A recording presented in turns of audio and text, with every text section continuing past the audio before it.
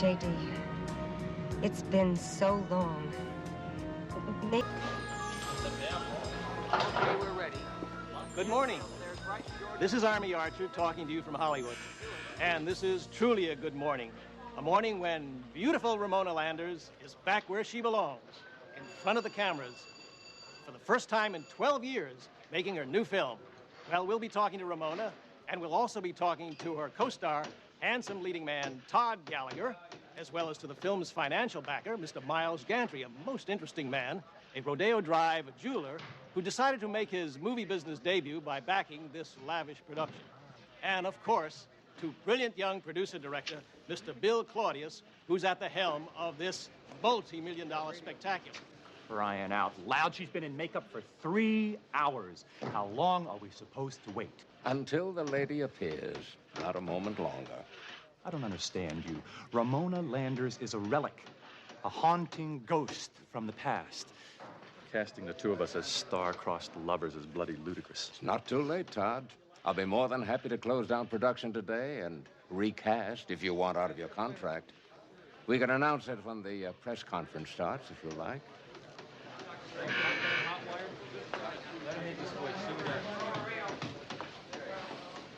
That's exactly the shot I want in the scene when she's cutting his hair. I never thought she was going to really come out of retirement. Still fretting over our leading lady, are we? Come along. The great lady approaches. Henry, you're still here after all these years. Well, actually, I retired a couple of years ago, Miss Landers. Ramona. When I heard that you were coming back today to start filming again, I called in all my debts so I could be here. That's the sweetest thing I ever heard. They don't make stars like you anymore. Not real movie stars.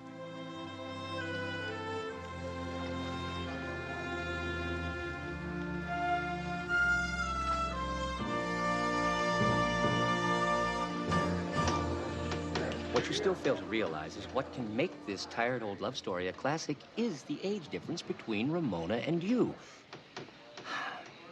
It'll be like Bo Derek playing Rick in Casablanca. E.T. as a musical. That's what makes it exciting. Different. Ramona. Oh, Bill, how nice. I can't tell you how wonderful it is to see you. You look lovely. Thank you. I haven't received the changes we discussed. Yeah, you'll get them tomorrow night at the latest. Good? Good. Ramona. Oh, Miles. Welcome back, Ramona. Thank you, Army. We're all interested to know why you chose Delilah for your film return. Hey, who you kidding, Army? Well, if it isn't Todd Gallagher, Ramona's leading man. What really interests America is what body beautiful health nut Ramona Landers really has in her orange juice. What? Oh, just as we thought, folks. Almost straight 100 proof vodka. So that's what keeps the old girl so well preserved. Keep tape rolling.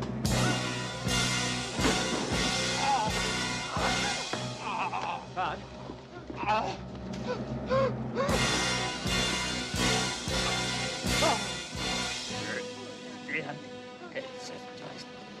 Dane.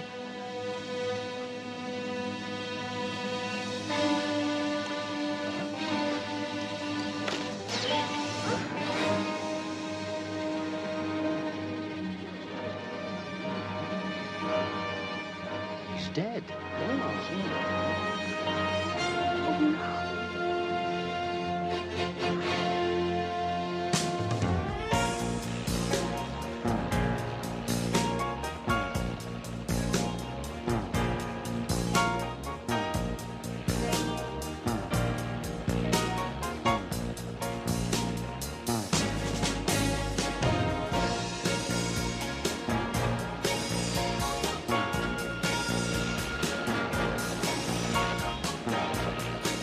There's an old saying, that if you want to deal with someone effectively, the first thing you ought to find out is what his passions are.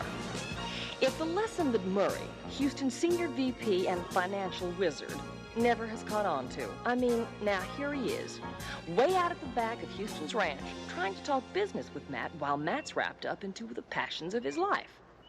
Horses and chili.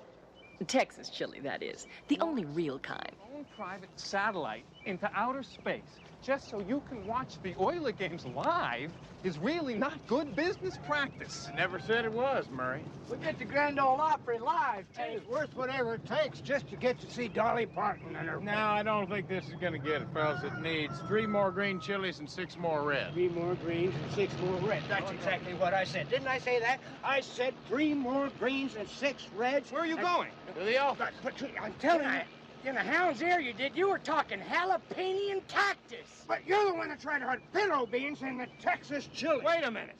Now, let me get this straight. This is the chili that you've been working on all week? This is the chili that you hope to win the contest with?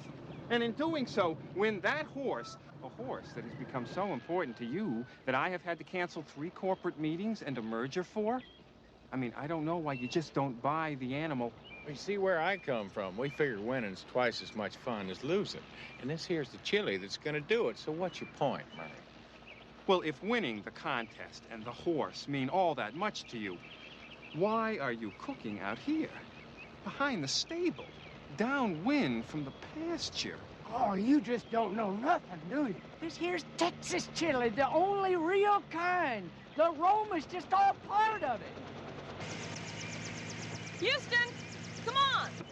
Stick around for a while, Murray. You might learn something. Now, wait a minute. Look, I drove all the way out here because you said you weren't coming into the office. Well, that was before I found out that somebody tried to kill an old friend of mine yesterday. You see, Ramona Lander's daughter called the office about 20 minutes ago, and she thinks she knows who tried to kill her mother. Ramona Landers? The movie star? You know her? Oh, hell, Murray, I bought this ranch from her. Hey, if you knew anything about Texans, you know that practically makes Ramona family.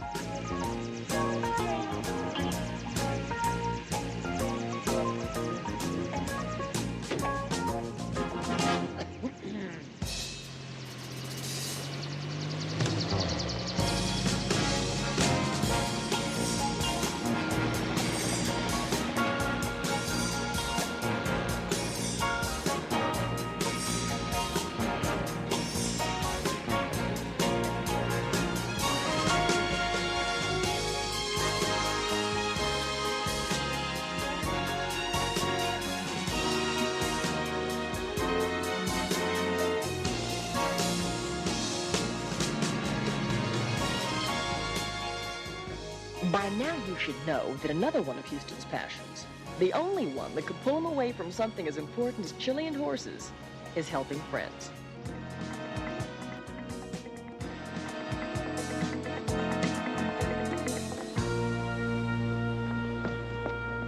Hi. Look, Molly, you're all grown up. Oh, I don't know how to thank you. I didn't know who to turn to.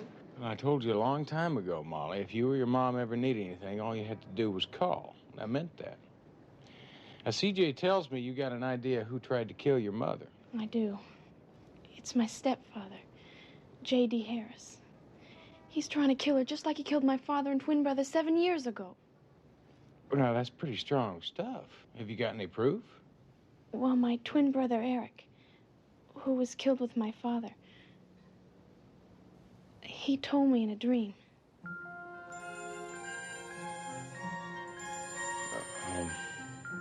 Would you like to go inside and sit down for a minute? Okay.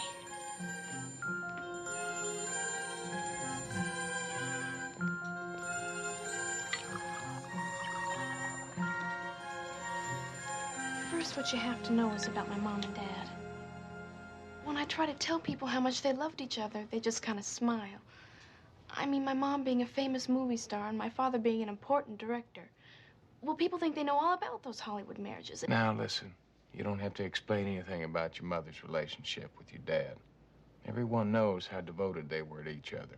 Then how could she have remarried just 2 months after he was killed in a plane crash? And especially to J.D. Harris. He was only a stuntman. And ever since they've been remarried, he's kept her away from making movies and all of her friends. What about the movie she's starting now? Well, that's just it. He couldn't talk her out of this one. And that's why he has to kill her. Because once she's back with her real friends, she'll see he's just been using her. She'll throw him out without a penny. Doesn't your stepfather own a chain of self-defense schools? Right, and every one of those schools my mother paid for. It's just like those books he had published. Nothing he does ever makes money. But Mom's made him her beneficiary. That's why he has to kill her. It's because he wants her money. That's what Eric says. Your dead brother. In the dream. Yes.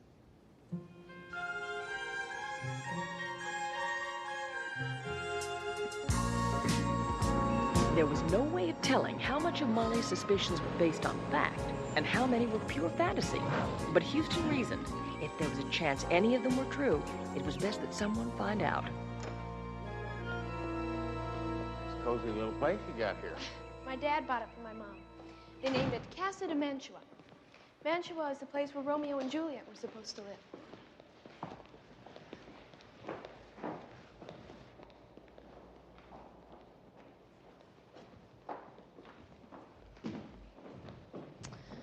If you'd wait down there, my mother should be upstairs. I'll go see if I can find her. To save more lives and prevent more rapes and having to fight. Oh, that's him, by the way. Fighting, impress on them My the value of stepfather. fast reflexes. Tell him to keep a lock on Those their ladies are side. his self-defense club managers. Sometimes you can He tell gives that them someone's special doing instruction something twice a because week. they know.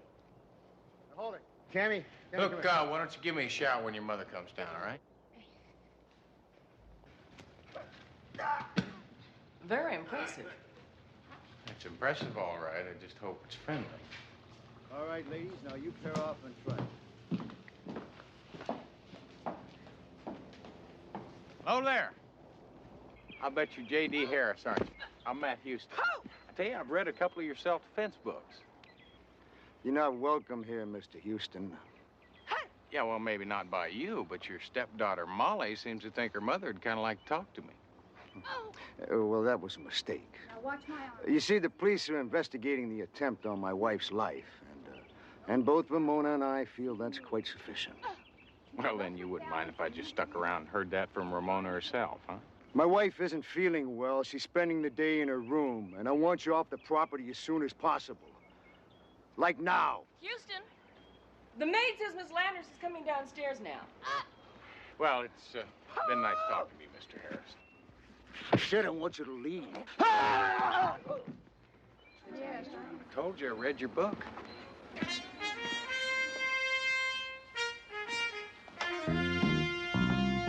Houston, it's so lovely to see you again.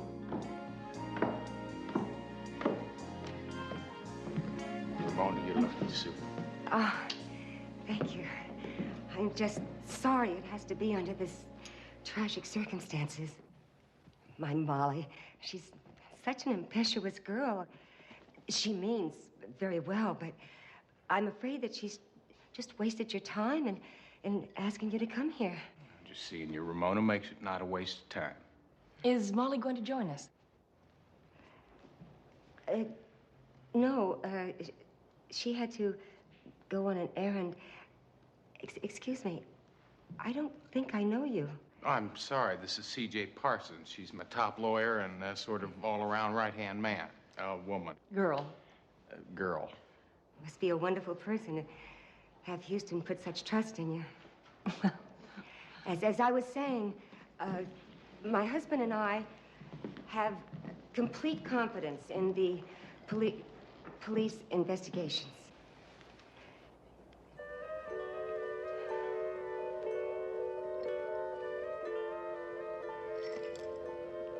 Mind if I had a sip of that?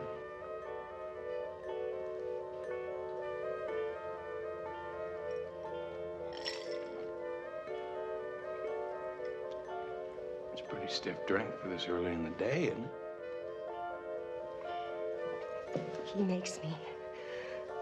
I'm so afraid. Mona? Oh, darling, there you are. Houston and I were just talking over old times. Very tired, darling. We were just talking. I think it's time for you to go up to your room. Now, come on. Surely you couldn't have any objections to a couple old friends just talking, could you? I am a little tired. The strain of the last few days. And J.D. always knows what's best. I do thank you both for coming.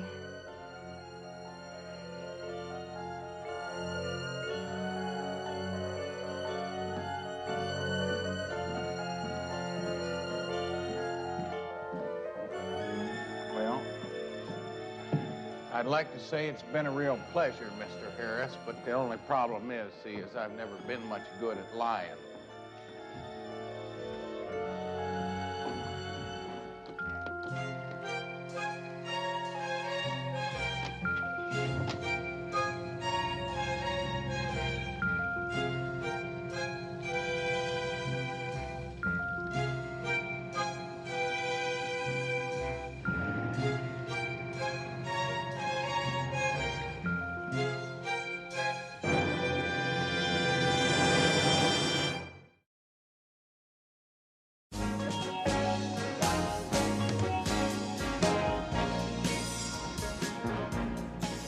Now, Houston figured what was important was when that orange juice was poisoned. If it was before it was put on the table, then there could be a lot of suspects, like any nut who might have worked at the studio. That's only a couple of thousand.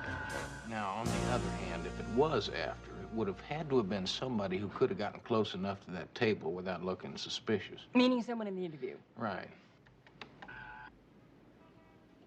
Your favorite Dr. Chuckles.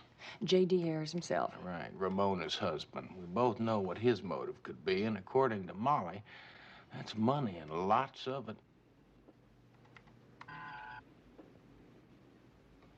Bill Claudius, the, quote, boy wonder of directors, unquote.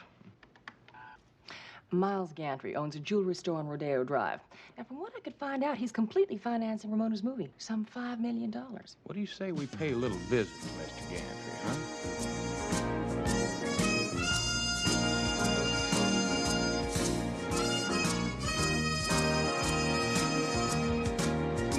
Rodeo Drive is right in the heart of Beverly Hills. It's said that some of the most expensive shops in the world are found here. And when you're talking about a jewelry store like the one Miles Gantry runs, well, you're not talking about a store that you can just walk into and browse around. You have to make an appointment. Beautiful Megan wearing diamonds that once had a war fought over them. Our theme for this month's specials is historic jewels in new and exciting settings. The whole ensemble was once $2,000,001. Now marked down to the incredible $1,000,003. Good afternoon. I'm Miles Gantry. May I be of some service? Matt Houston, this is C.J. Parsons. Ah, yes, you called about that dreadful incident yesterday. I don't know what I can tell you. It's terrible what happened to Todd Gallagher. You know, he was the type of young man that everyone liked. He was perfect for that role. Are the police making any progress in finding out who's trying to kill Ramona? Well, Mr. Gantry, the police are working on lots of ideas, but I'm of the mind that the killer was someone close to Ramona. Probably at the news conference yesterday. Oh, but that's impossible. There was just Bill, J.D., and myself. You certainly don't think that I love Ramona. And frankly, I resent your implication that I might want to do her harm. Adorable Audrey, wearing star sapphires from India that were once paid for ransom by the Maharaja of Kanchipur.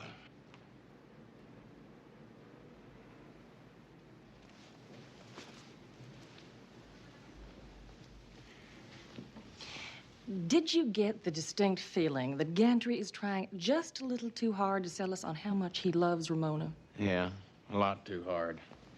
Just wish I could figure out a way to find out exactly what that man's really thinking. CJ. Hello. Hello. Tell me, how are the green ducks? Never better. Green duck. Just an inside joke. I met Rick at a party a couple of weeks ago. What party? The one you weren't invited to, Houston. The one where I met Rick. Well, what's he doing here? He works here, Houston. He's the assistant manager. Now, listen, if you really want to find out what Miles Gantry is thinking, why don't I find out what Rick is doing for dinner tonight? Yeah, Why don't you tell me about the green ducks? Houston, haven't you ever seen a green duck? No. Then I guess you'll never understand.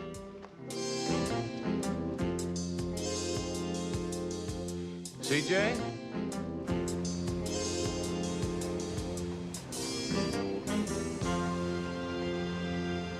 Listen, would you mind a whole hell of a lot if we just got back to the original question? Now, do you know anybody who'd want to poison Ramona? Like I told the police lieutenant, I haven't the faintest. I'm sorry. I really have to run. Wait, police lieutenant? Yeah, Italian fellow. Sort of a cross between Sly Stallone and Bobby De Niro. Name of, Novelli. That's it. The last time I saw him, he was headed for the Western Street. Thanks a lot. Now, let's try a walk. Houston, what are you doing here? I'll tell you something, Vince. Apparently the same thing you're doing. Trying to find out who tried to kill Ramona Landers. She's a close friend of mine. Why don't you go keep her company for a couple hours? Any special reason? Yeah, because that's how long it's going to take me to get my warrant. I got a witness that saw her husband put something in her orange juice. Something besides vodka? Better believe it. Something white, powdery, like maybe poison. Save it for the cab. Cable's right over here.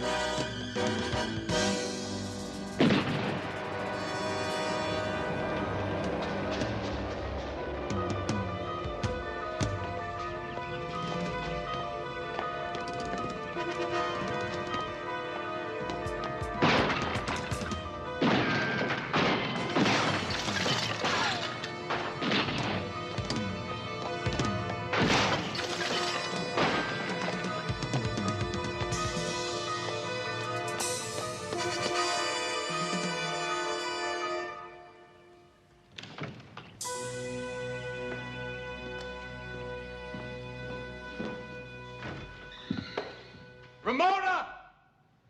Molly!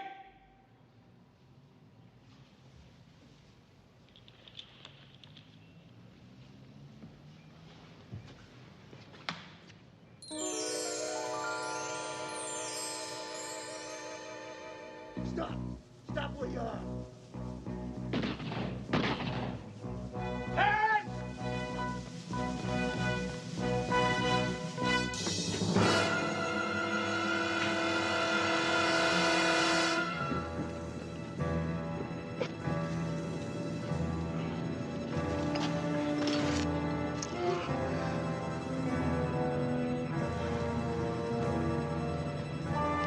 Get an ambulance. It's your husband. Get an ambulance.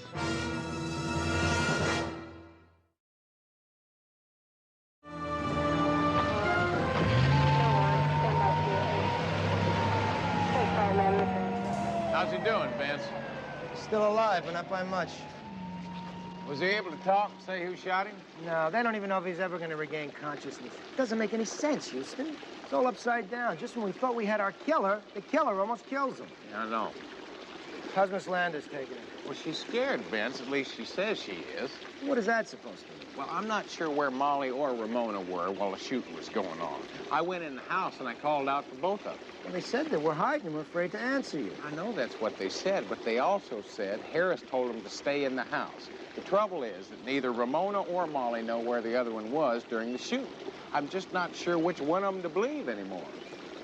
What do you mean? You see, I had a conversation with Ramona this morning. She said Molly was on an errand. Wrong. I just talked to Molly, and she said Harris had her locked in her room and her mother knew about it all along. Did you ask her mother about it? Well, of course I did, and she denied the whole thing. See, she says Molly's been having problems, dreams, nightmares, and that kind of thing. She's been imagining things. Listen, I'm gonna have to run and meet CJ. I'll talk to you later. You ever heard of a green duck? No. Right about now, that seems reasonable.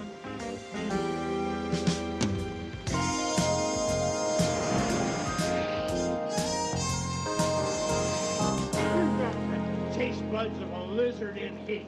Not lime juice, nor tequila. Lamar, you haven't been right since you bet on Jerry Cooney. I don't believe what I'm seeing. What do you two think you're doing? We're making the world's largest margarita. Margarita? In there? Oh, no. This is Houston's private jacuzzi. If he ever finds out what you're doing, he'll kill you. Oh, no. He'll kill all of us. Houston, you have to understand, I knew nothing about this. I just arrived, and I am as shocked. Shocked, I say, as you are. What are you fellas doing here? Well, we delivered the chili to the plane going to San Antonio. We just thought we'd stop by for a little lift. Needs more tequila. You're all crazy. You know that. You're crazy. No, he isn't, Murray. He does need more tequila. Come with me. CJ, what is it? I'm going to Mama Novelli's. With the green ducks? You want to find out about Miles Gantry? You get green ducks. But CJ...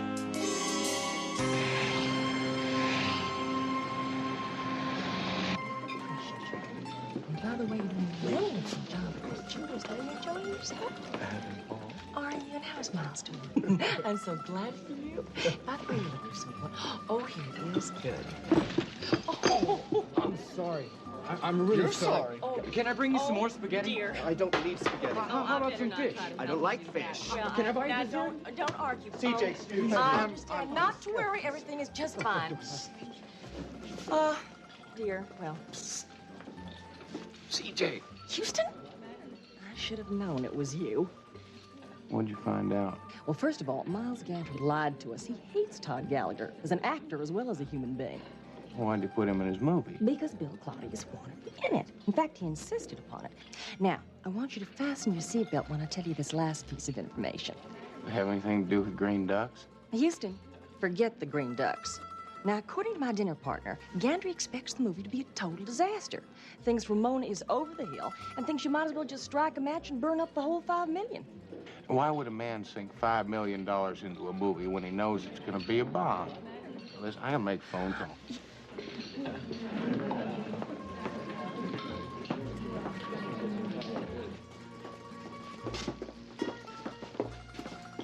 Mama, you know anything about green ducks? Vergognati! I wash your mouth out with soap. You ought to be ashamed of yourself. Why? What do you want to know about green ducks? Well, it's because of CJ. Oh, my CJ's a good girl. She should know from green ducks. And don't you tell her, eh? CJ was...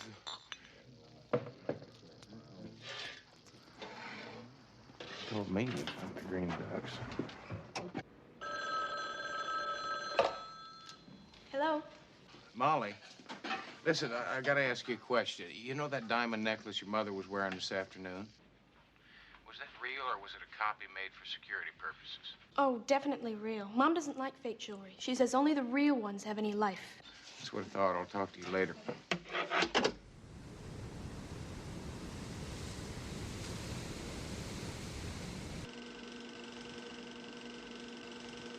How could you do it to me? Do what? There's no need for a charade. I know all about the jewels. I know you've taken them from me. We are alone in the house. I arranged it that way to make it easier for you. I don't know what you're talking about. Oh, come on, Miles. Who else could have done it? You have my jewels every year for cleaning. And you certainly have the expertise to make replicas. It's okay, it's just us, you can tell me. What are you saying? As an old friend, I wanted to make it easier for you to do what you've been trying to do for the past few days. Kill me. Oh, Ramona, Can't you please. see it doesn't matter? I have nothing to live for. A husband who doesn't love me anymore, my youth gone, my wealth gone. I'm sure you had good reason for stealing from me. Oh, Ramona, for God's sake, stop it. I never tried to kill you. Yes, I took your jewelry, but murder. Well, I don't guess we can make the murder rap stick, but we can settle for grand theft. Where I come from, $20 million worth of jewelry is very grand. Yes, I took Ramona's jewels and replaced them with imitations over the past few years.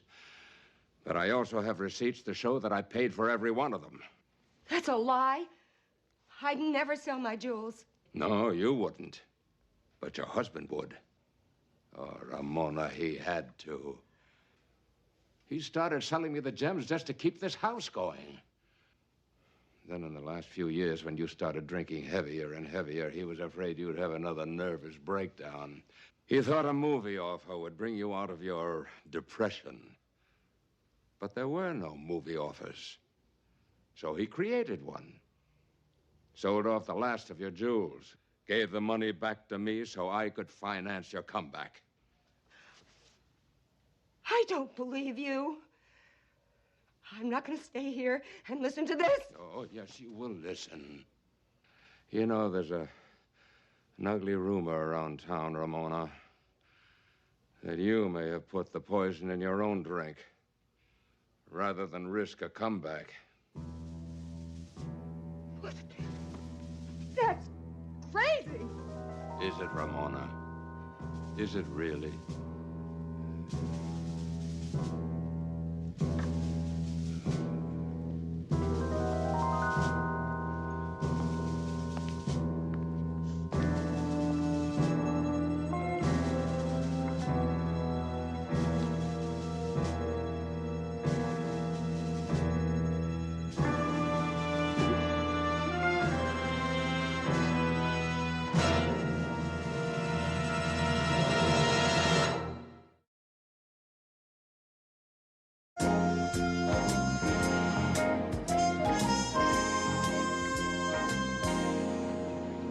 Houston, it is 6 a.m. You have been soaking all night, and we're not getting any closer. I know it, CJ. That's because this is Hollywood. You see, nothing's real in Hollywood. It's all fake. Diamonds were fake. Gantry was fake. This whole town is based on illusions. It's not what you see, but what you think you see. Just illusions. Wait a minute. Illusion. CJ. Maybe that's what this whole thing is about. CJ, let me ask you a question. Who's dead? I am. Houston, if my brain is ever going to work again. No, CJ, I'll tell you who's dead, and that's Todd Gallagher. You put up that interview tape we were looking at before. If I'm not mistaken, he said something just before he died.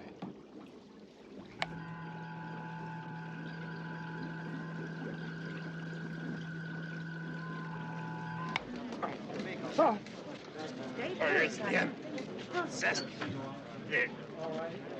Incestuous murderous damn dame. Must be talking about Ramona. No, he didn't say dame as in woman. He said dame as in Denmark. Oh, that sure clears it up. CJ just might have it that. If Todd Gallagher was the intended victim, CJ, I want you to get all the history you can on Todd Gallagher. He may have just told us who his killer was.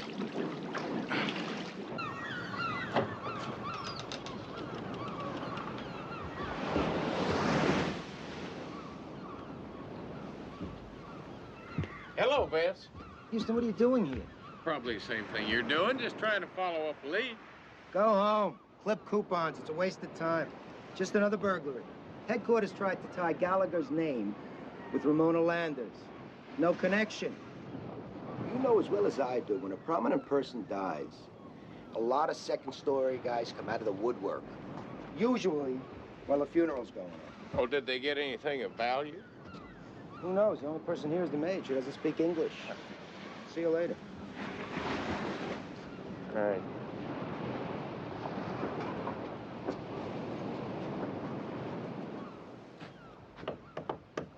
Buenos dias. Me llamo Matt Houston. habla usted inglés? Yes. Se habla usted anything?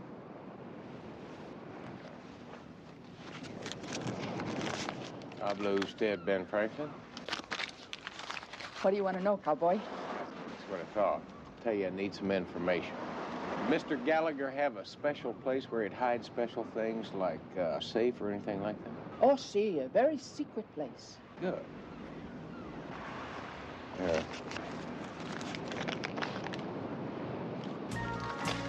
Sígame. Aquí. Underneath the arches. Super.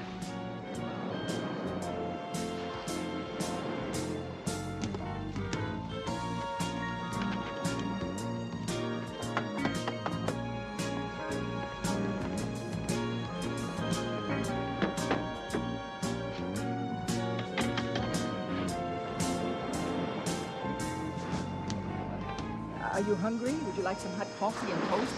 I'd love some. Why don't you make mine black?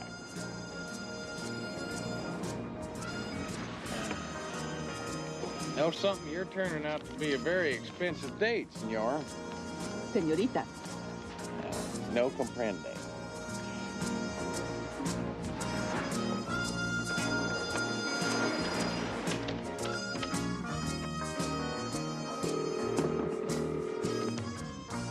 CJ, what'd you get? The information you wanted on Todd Gallagher? About 8 years ago, when our friend was in college, he did appear in a production of Hamlet. Yeah, let me guess. He played the role of Hamlet. Houston, if you knew all this, why did I bother? See, that's what I'm getting to. See, at the end of the play, the king poisons Hamlet. He's also killed his father. And he marries his mother, then he kills her off, too. They talk about violence on television. Anyway, he attacks the king, saying, incestuous, murderous, damn dame. Oh, terrific. Now all we have to do is find out who the king is. I think we just have.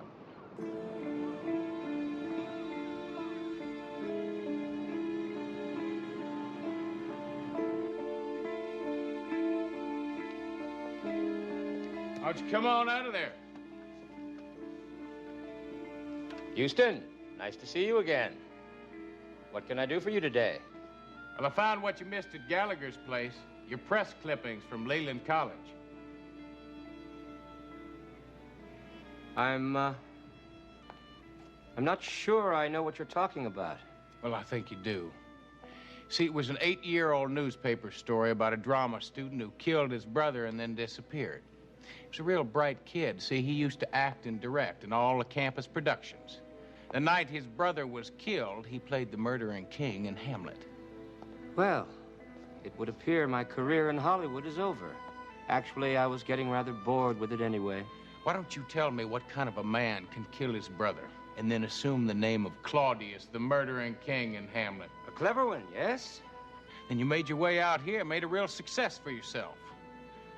Then Todd Gallagher showed up. He recognized you from college. He blackmailed you into using him in all your movies. It really wouldn't have been so bad had he been a better actor. Then you found a way to get rid of him, didn't you? You knew how upset he was about playing opposite Ramona. You told him the only way to get rid of her was to humiliate her publicly. You put the poison in Ramona's glass, but only when you were sure Todd Gallagher was going to drink from it.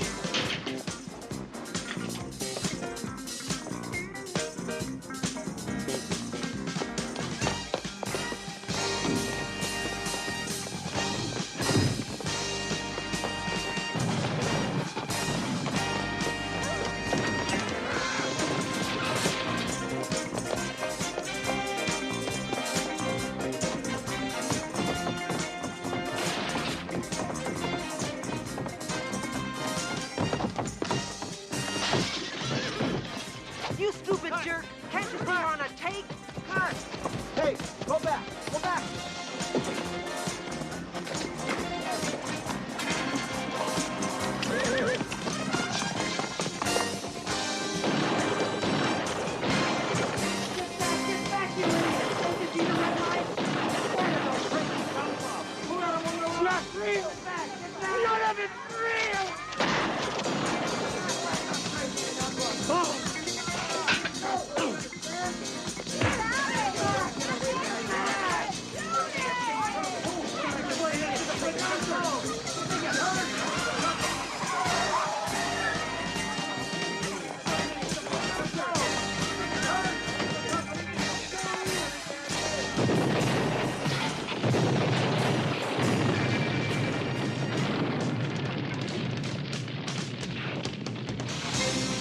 Could have been killed. Huh? The car. The car.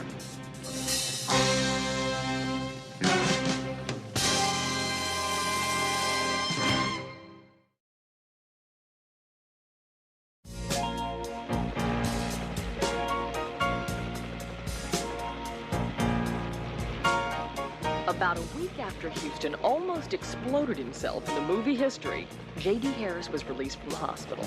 And he explained that the white powdery substance he was lacing Ramona's drinks with were in fact multivitamins to keep her strength up. And Ramona, finding out how much her husband really loved her, well, she seemed to be getting better herself. But the news that has Houston all excited today is that he found out he won the chili contest. And his prize horse was already here. Oh yeah, the bad news. I'm afraid that's what Bo and Lamar are about to spring on him. My horse. He's here. He's in there, isn't he? Well, yeah, but, But what? well, it's nothing, Houston. It was just kind of good news and bad news. Like, you remember we had that rain last night? Wait a minute, he didn't take sick, did he? Oh, no, nothing like that. It's just that, well, he kind of, Shrunk. yeah.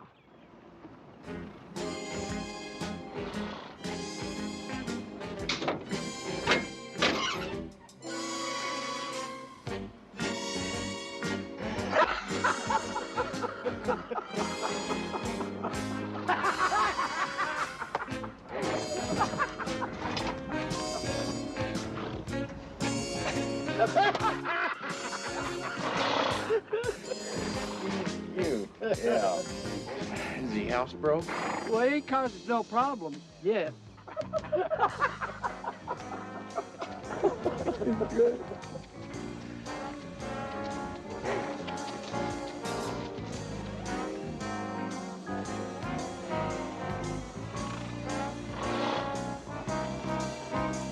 Oh.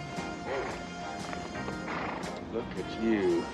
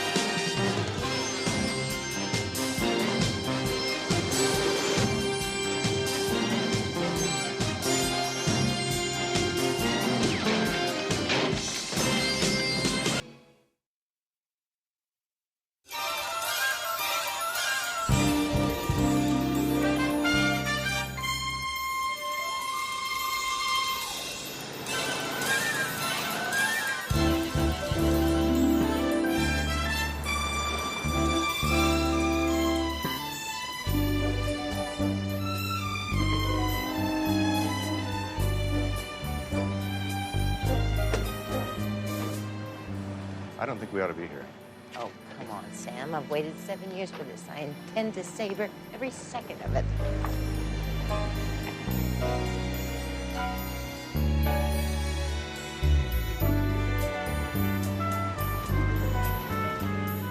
Drive around to the side, Peters.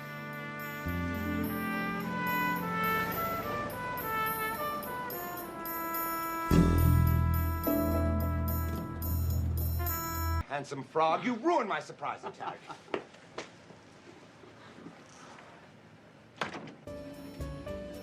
By the way, have you seen my junior partner? Maybe he's supposed to meet me in the alley.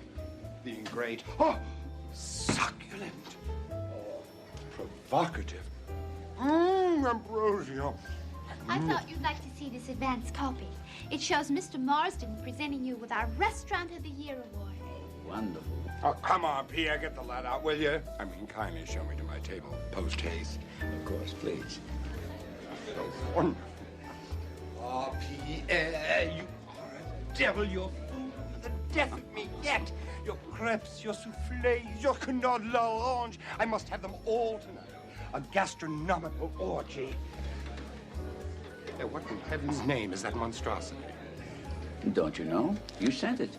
Me? Ridiculous. It looks like something left over from a scrap iron convention. It's supposed to be a gelatin mold, according to the young man who delivered it. And they said it was for you. For me?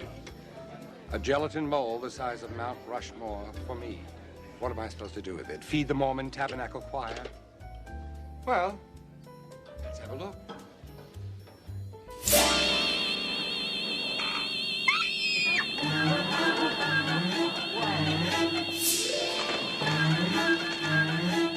It's Mr. Marsden. Somebody's murdered my partner.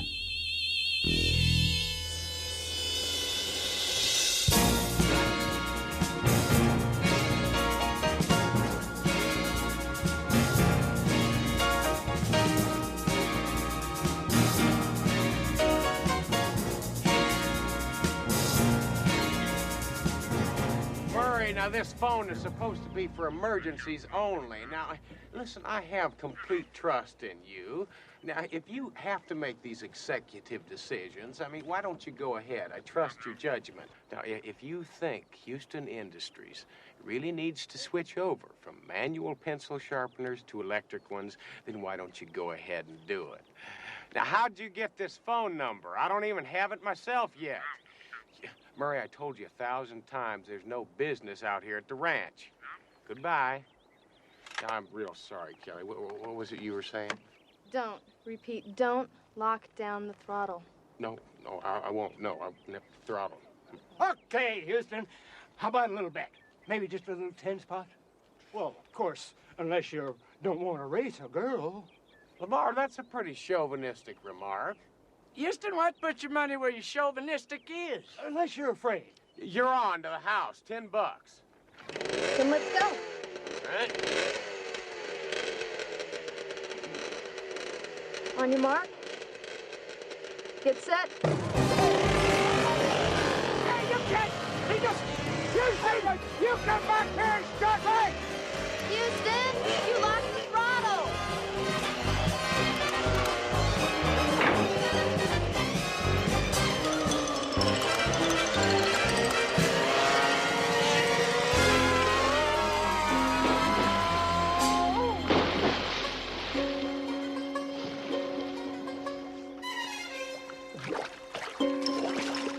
Don't lock off the throttle.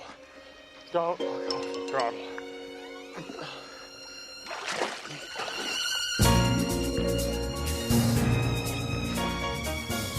If there was anything Houston hated more than getting his boots wet, it was the news that his friend Prince Polanski, the famous restaurateur, had been arrested for the gelatin mold murder of Roger Marsden. So, after he changed his boots and his attitude, we headed for the Prince's restaurant to find out why Novelli had arrested him. Well, I'll collect the information on those people closest to the victim, like you asked. But the case against the Prince is... Hello, Vince. How's it going this morning? Sorry, Houston. I heard you and the Prince were friends. I think we just found the murder weapon inside. Brian, what might that be? A very large gelatin mold. Still had traces of orange gelatin in it. Well, Vince, there must be hundreds of those around town. Made in Russia, 1937. Oh. Russia, 1937. How'd you figure that out? Modern scientific technique. Turned the mold upside down, rubber was on the bottom. Yeah, well, Vince, listen, I'm sure the prince has an ironclad alibi. Your client was home, alone, and asleep. Well, in that case, his alibi is liable to end up in the Guinness Book of Records as the weakest one since Benedict Arnold flunked his polygraph. Yeah, Vince, I mean, the man's a widower. You want to see him at the White House, tap dancing at a press conference? Houston, you better scoot your boots or it's going to be arraignment time. Oh, that's right. Listen, would you give C.J. a lift back to the office? C.J., warm up, baby, and get started on the information. I'll take care of His Highness. That's American justice, eh? American justice. First, I'm arrested for a crime I didn't commit. Second, I gotta put a fourth mortgage on my restaurant so I can pay you back for the bail that I have to put up for that.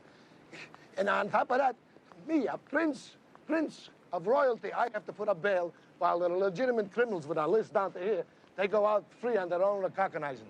Recognizance, whatever it is. Listen, Prince, now you got to explain to me a little more about this gelatin mold that Novelli found in your restaurant. I mean, that's pretty incriminating stuff. What's the matter with you? I'm a world-class restaurateur. I, Prince Sergei Peter Ilyich Polensky. I am not running a cafeteria. I never used such a mold, and I would never use orange gelatin. Yeah, well, listen, somebody used it, Prince, and they stuck it in your kitchen. Now, have you got any idea who'd want to frame you? Of course. The murderers. Wait a minute. Do you know why the judge made that bail so high? He was afraid I was going to run back to Russia. Come on, Prince. You know who you're talking to here. This is little Matlock, you know? I mean, the kid you used to let lick the cake bowls when you were making the cake. The kid you used to tell stories to, you know? The kid you taught the importance of being free. You know, I owe all that to your father. You know, when I came to this country, I was nothing but a Russian peasant with a dream of a Statue of Liberty and a word called freedom. But your father, he sponsored me for my American citizenship. I'll never forget that, never. Yeah, well, he did say of all his investments, you were his biggest dividend. It's a fancy way of saying I was the family cook, huh? Yeah. Listen, Prince, now, we got to get back to this thing because it's really bothering me. Now, do you have any idea of anybody who'd want to see you take the fall for Marston's death? Any restaurateur in town. They always looking to knock off the champ, right? And I'm the champ. I was the champ, till they ruined me. Yeah, well, they, meaning Marston and his partner, J. Hamilton Goodfellow. Who else? Yeah, well, listen, the police told me that you threatened to kill both of them. And they deserved it. They ruined me. For what? They don't know the difference between a plate of borscht and a banana.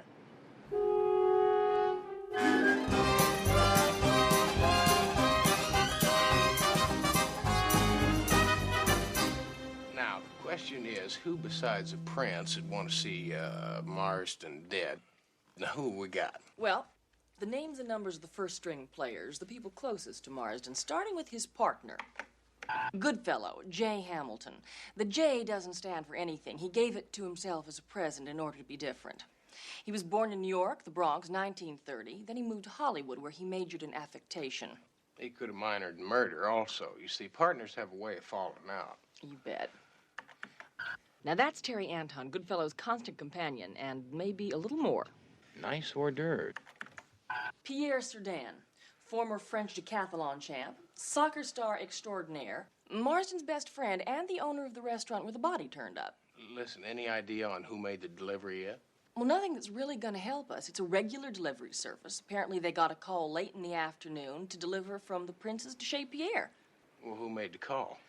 Well, this is the part you're not going to like. Apparently, it was a man with an accent who called himself the Prince. Oh, swell.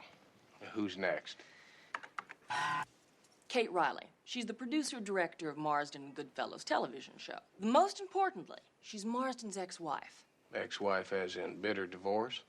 As in cat and dog fight. From what I could find out, this divorce gives a new meaning to the word nasty. Well, that's a good reason for murder. Now, this is Kate's brother, Sam, who is very loyal, very protective, and according to his past record, very dangerous. Well, you got a lot of candidates. Where do you want to start? Well, I think we ought to start with Mr. Goodfellow, J. Hamilton. Listen, C.J., keep digging and see what you can come up with on Marston's will. I'd like to know exactly how that man decided to slice up the pie, you know what I mean? With any luck, a la mode.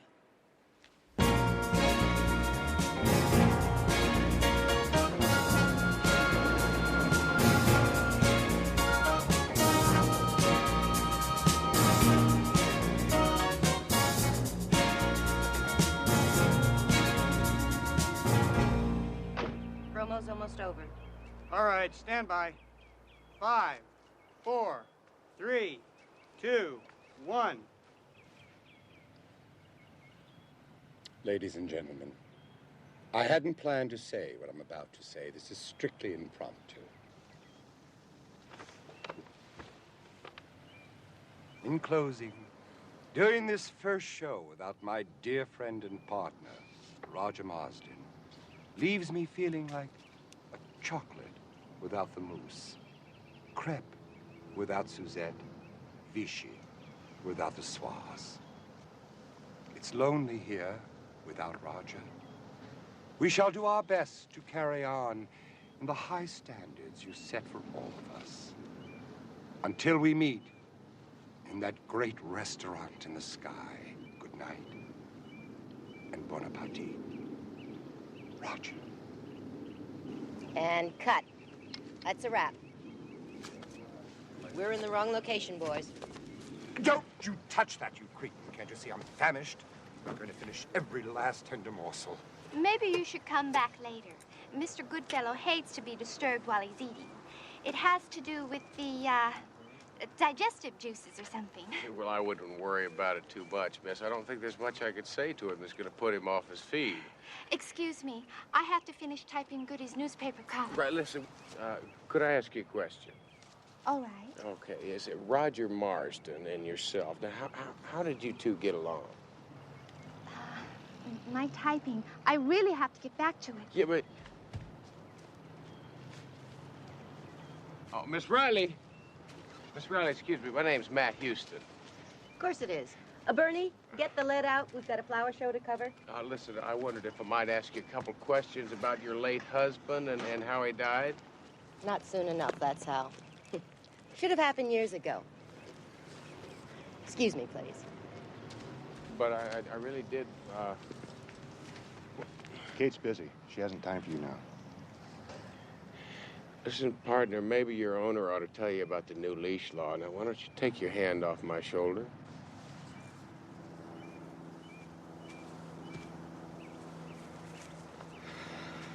Mr. Goodfellow! If you're collecting for some charity, I didn't give it the office, and I never give it home. Fine. Listen, my name's Matt Houston, and I'm a private detective. Boots. Worse than that, cowboy boots.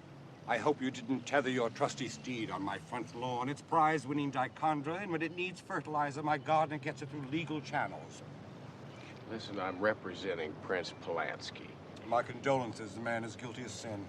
Well, I don't really believe that, and I was hoping I could get a little cooperation from you. Sorry, Sundance. Since my partner died, my workload has doubled, and I have no time to play Starsky and Hutch with you. Mr. Goodfellow, you really should have told me. Happy birthday to you. Happy birthday to you. Stop. What are you doing? It's not my birthday. Oh, but the delivery man insisted that it was. Where are you going with my cake? Get out! Oh!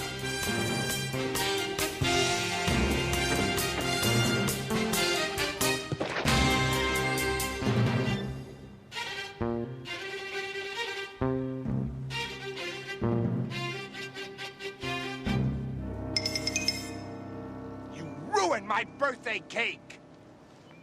Well, I thought it was a bomb. I mean, you're the one that told me it wasn't your birthday. Well, it isn't, but I love birthday cake, especially the frosting. I wonder who sent it. Oh, this came with. Oh, may I? Thank you. If you like Marsden gelatin, you're gonna love Goodfellow Under Glass. It's unsigned. Appears to be a death threat, Mr. Goodfellow. It's ridiculous. It's just a silly prank. Don't you think? Well, I suppose it could.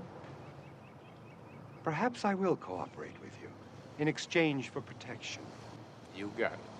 All the protection you need if you tell me everything you know.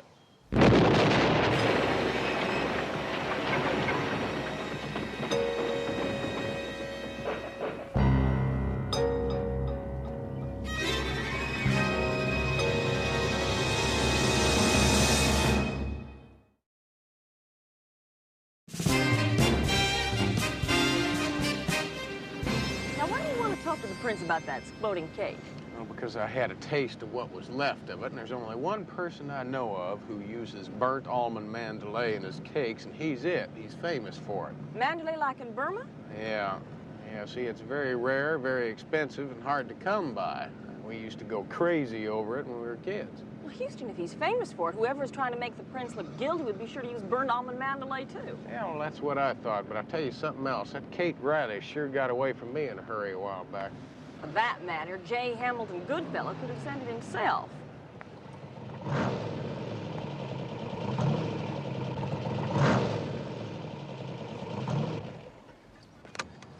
You're looking for the prince, forget it. Went into exile, he skipped. When? Probably right after he tried to transport J. Hamilton Goodfellow to the Never Never Land with that trick birthday cake. So you heard about that, huh? Yeah. My ears are still vibrating. Let's say that Goodfellow is not exactly crazy about being murdered. Any idea where he might have skipped to? Probably halfway to Moscow by now. If Interpol doesn't catch up with him, you're going to be out a lot of pocket money, Houston. Now, Vince, it's not the money I'm concerned with. I know that man. Sorry, Houston. I think you're back to loser this time. Vince, you... Boy.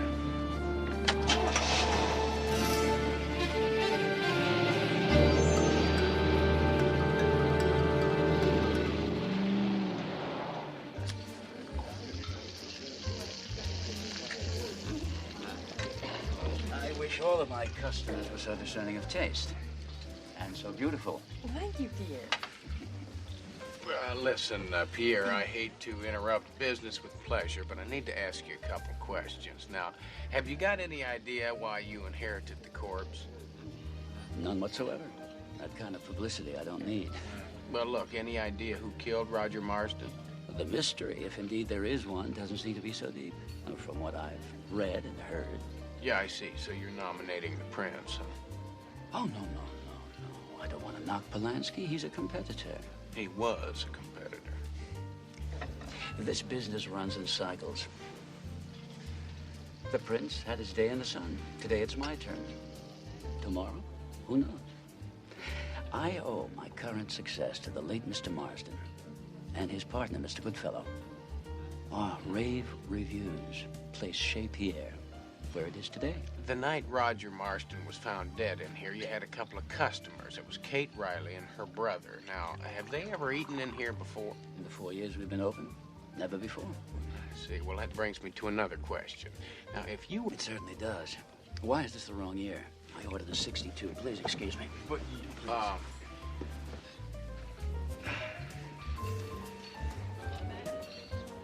Something's bothering you. It's not the wine, either.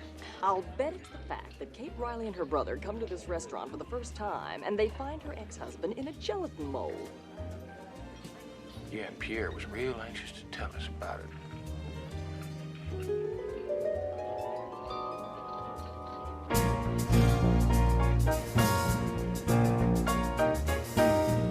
Now, I suggest you first start with the kiwi tarts. Marvelous. Then go to the apricot tarts. Then try the orange cake. Graduate to the chocolate cake. Go to the berries and that wonderful pyramid of puffs. And then lime cake. And then, oh, look at that number over there. As a matter of fact, you can have anything you want. Have anything on the table, except the candles, of course. Murray, what in the name of Too Tall Jones is going on here? It's him. The man who came to dinner really came. See for yourself. Oh, hello, Sundance. Welcome. Come right in. Make yourself at home. Is this Mrs. Sundance? Nope, they call me Butch. That's because my mama dresses me so funny. Excuse me, Mr. Goodfellow. This might be a silly question, but what the hell's going on here? Well, it must be perfectly obvious. You now have J. Hamilton Goodfellow as your own personal guest. Well, how'd they get so all-fired lucky? Elementary, my dear Sundance. After all, you did promise me protection after my birthday cake went that-a-way, remember? Yes, I do. I do remember something about protection. Houston probably means police protection. That's right. Put you in a very interesting cell where nobody can get to you. What, you got rocks in your head or something? Me in a cell? What, are you crazy? Oh, I don't think it'll be all that bad, Mr. Goodfellow. I would soon starve to death. I would starve to death. Never mind. Never mind. I'll just walk out of here with no protection. I'll get out on the streets and make it simple for Prince Polanski, whom you got out of jail, to kill me. Please don't feel any guilt when you attend my funeral. Far be it from me to ever say that my death is on your head. Oh, don't do it, Houston. This is a place of business. Besides, we don't have a bedroom. You certainly do. I took the liberty of having a cot and certain other amenities moved into somebody's office. I think they said his name was C.J. Him is a her. C.J. is me. I do wish you would stop changing your name, young lady. Well, never mind. I'll try not to mark your walls when I hang my paintings. And you'll find me an exceptionally charming guest. You'll love me. Trust me. Now, it's time for my beauty rest. Go along, darling. Time for our beauty rest. Ta.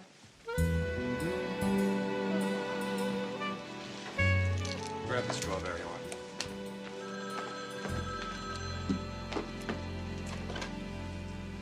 Houston, for you?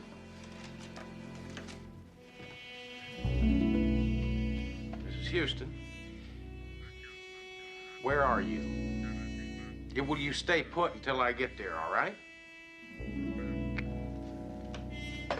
There's the Prince. He wants to see me alone.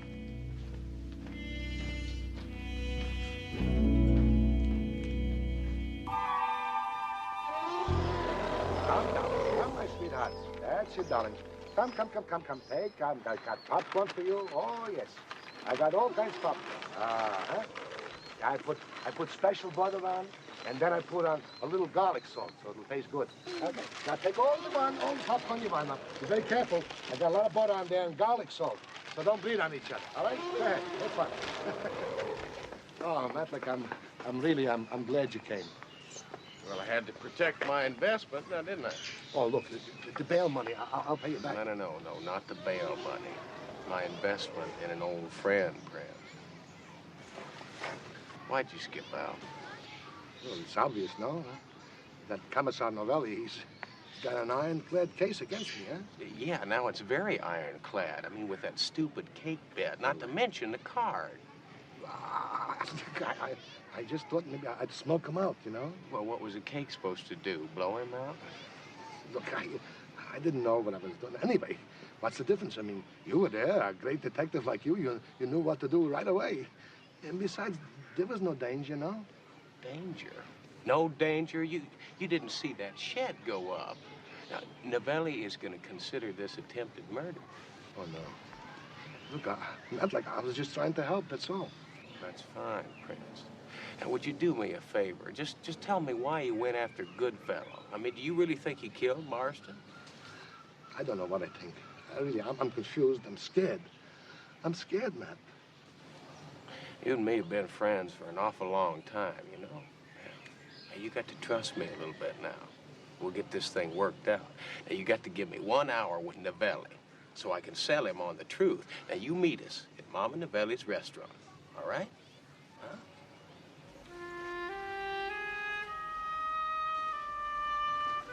Good enough.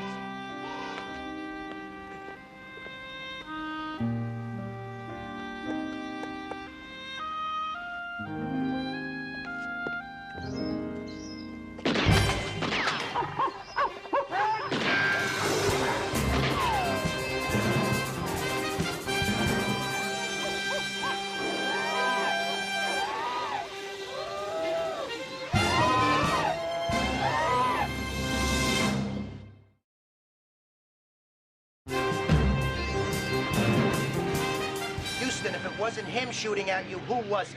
If Polanski walks in here, I've got to bust him. No, you don't have to bust him. You can help me set a trap. You see, then the real killer will step right into that trap. What if the Prince walks into it? Oh, sta tranquilo, he won't. I give you my personal guarantee. I mean, you don't even know the Prince. Sure I know him. Television, magazines, newspapers. Sure, he's a celebrity. And a macho celebrity. Vince, listen, whoever walks into the trap, he's all yours. Is that fair enough? I don't know. No, of course you don't know. See, that's the whole point. That's why we have to exhaust every possibility we've got. Yeah, Yeah, well, there is some new evidence I gotta ask him about. Go ahead and ask.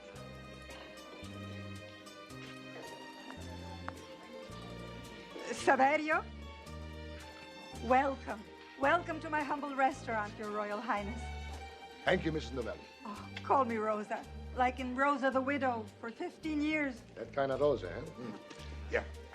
Listen, Prince, you remember the zoo, the shooting? What happened? I was looking for you. I ran, and somebody was shooting at me, and I didn't even turn around to look. I mean, I don't know who I'm running away from anymore. I mean, is it Marsden's murderers or the police? Or who am I? Everybody's running after me. I should read you your rights, but first I have to ask you a question. Go ahead, ask anything. 4 days before Marsden's death, you received a very large quantity of orange gelatin, enough to float McHale's Navy. Is that true? 8 cases. 8 cases orange gelatin. I didn't want it. I want to send it back, and the driver said, no, it's already prepaid. And that night, somebody came in and stole it. And you didn't file a police report? I thought it was a joke.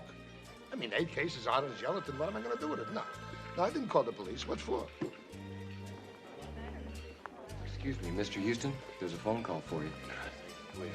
Excuse me, please. Vincenzino, credilo. Listen to the prince. His Highness is an honest man. Thank you, Mrs. Novelli. Actually, it's been 15.5 years, eh? Rosa.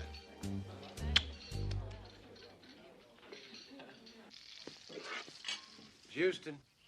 Hello, CJ. Double indemnity?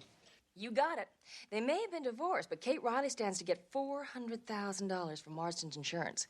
And maybe it's about time I catch up to that busy lady, huh?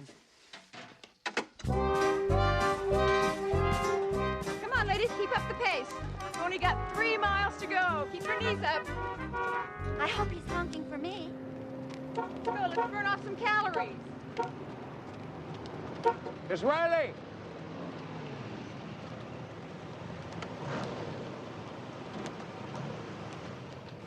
Yeah, we almost met the other day at Goodfellow's place. Oh, yeah. Roy Rogers. But no, it's Matt Houston. And I'll tell you, I'm still investigating the death of your ex-husband. You were at Chez Pierre the night that your ex-husband was found dead. Now, how come you showed up there? When I got home, there was a message on my answering service. It was from Roger. He said if I met him at Chez Pierre that night, he would give me all my back alimony. Did you believe him? But I figured, what do I have to lose? Did you kill him, Kate? Roger Marsden committed suicide. That no-good scum made so many enemies. Somebody had to kill him. Did I kill him? No. But there were times I sure would have liked to.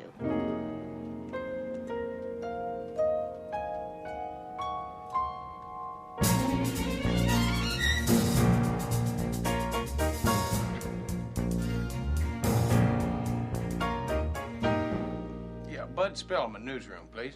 Thank you. Yeah, Vince, how's the Prince doing? It's driving me nuts. I assigned my best man to tail and play bodyguard. Polanski tries to lose him. Well, Vince, now the time for action is now. Now, you agreed to help me set this trap, and I'm gonna be the bait, all right? Would it matter if I said no? Well, yeah, but you're not gonna say no, are you, Vince? Yeah, Bud, yeah, this is Matt Houston. Listen, partner, I need a favor from you. Yeah, I need you to announce on your afternoon news broadcast that I'm going to name Roger Marsden's killer on J. Hamilton Goodfellow's television program today. You do that? Appreciate it, Pard. I owe you one. Thank you. Hey, Houston, anybody ever accuse you of not playing with a full deck? Mm-hmm. Oh, it's revolting. It's awful. Positively terrible. Well, worst television script I've ever read. Who wrote it? I did. Not that I can't write. I'm brilliant. But rusty. My partner used to handle this sort of thing. Maybe you'd be more comfortable in more familiar surroundings, like at home. Sorry, Butch.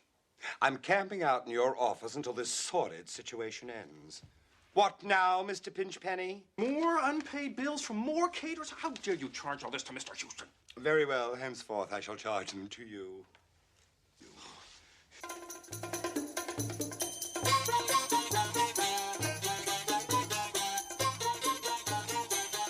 My battle. Oh, yes, a big tip for you. Here you go. Pinch penny. I don't believe it. Now hush. This is my favorite tune.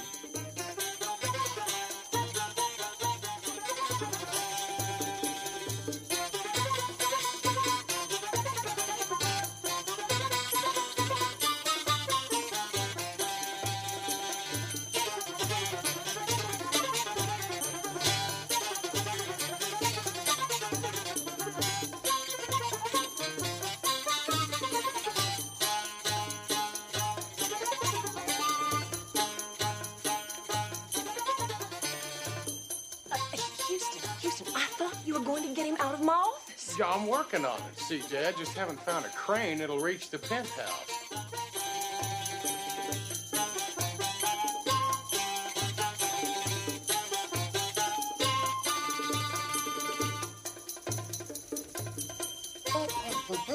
Come along, Sundance. Grab a belly dancer and join me. Yeah, listen, no, I really don't have time for that, but I tell you what, I would like to talk to you about your television show. Don't tell me you write scripts, too. If so, I'm in dire need of your services.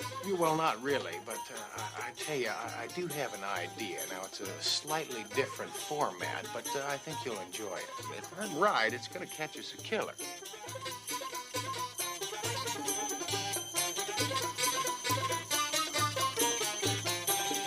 Okay, we'll open on a loose two-shot, then come in for a single on Goodfellow.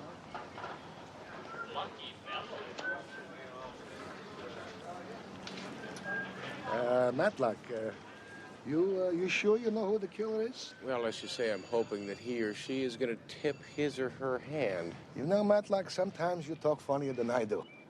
At least I have a reason. I'm mad. You see him standing there so confident and cocky and sure of himself? You got to admit, Prince, he's got the #1 restaurant in town. I don't know why the critics, they turned against me.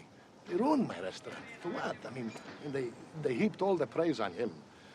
I mean, he couldn't have got better publicity if he paid for it. I mean it. Don't worry about it, Prince. We'll take care of it. Yeah. Fine. I'll see you at the restaurant at 8, all right? All right, bye-bye. Well, I really didn't expect to see you here, Pierre. Oh, why not? Roger was my best friend. When I heard you were going to reveal the killer, I wanted to be here. I hope I don't disappoint you. Hope you know what you're doing, Houston. I hope you know what you're doing, Novelli. I got more cops in the area than Take-Two Video's got technicians. Frankly, I think this whole charade is a complete exercise in futility. A little more Carl. I mean, no self-respecting killer is going to murder anyone in broad daylight, knowing full well that this place will be crawling with fuzzies.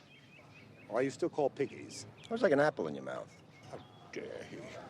Mr. Houston, I hope you're a big hit on the show, telling the world who the killer is. We can use the ratings. As well as a competent producer, director. Quiet, Pac-Man. This is my domain. I've just had the most awful thought. I do hope that the killer is a good shot. Otherwise, he might miss Houston and hit me. Now, would you get your exalted buns over here before this producer-director makes you a falling star? Sit on it, Kate. A woman is so exasperating. Hold it, Houston. We gotta get a mic on you. Harry!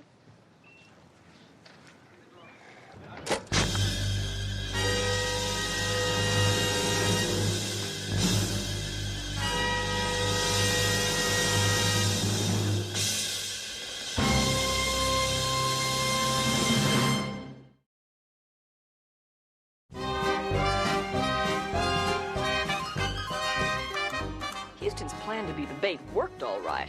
Unfortunately, a knife showed up, but the fish didn't. So it was back to the drawing board, only we didn't have one. As a matter of fact, we didn't even have our fearless leader.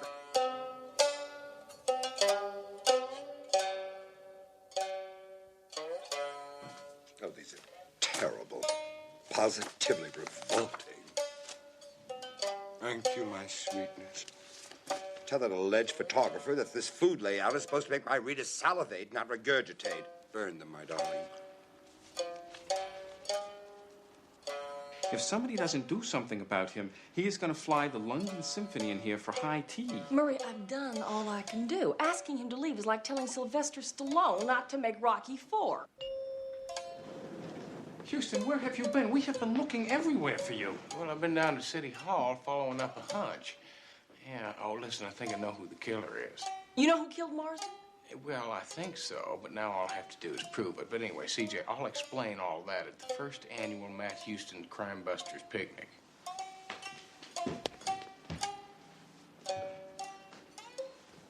Well, Japanese, huh? Listen, Mr. Goodfellow, now, when are you gonna taste some of my food? You know, that down-home Texas chili with all those Mexican jalapenos floating around in the pot? Only when life becomes so unbearable will I be forced to commit hara-kiri. Nothing personal, Sundance. Actually, I wanted to thank you for your most generous hospitality. Oh, you forget it. I mean, it's nothing any ordinary Texas fool wouldn't do for a total stranger. Listen, I'll see you at the picnic, all right? Picnic? What picnic? Oh, boy, ladies, that looks good. Looks like you've done it again for me. Thank you. Excuse me, ladies and gentlemen. I'm going to hold up on dinner for just a few minutes because I figured we'd all enjoy the food a lot more when we find out who killed Roger Marsden.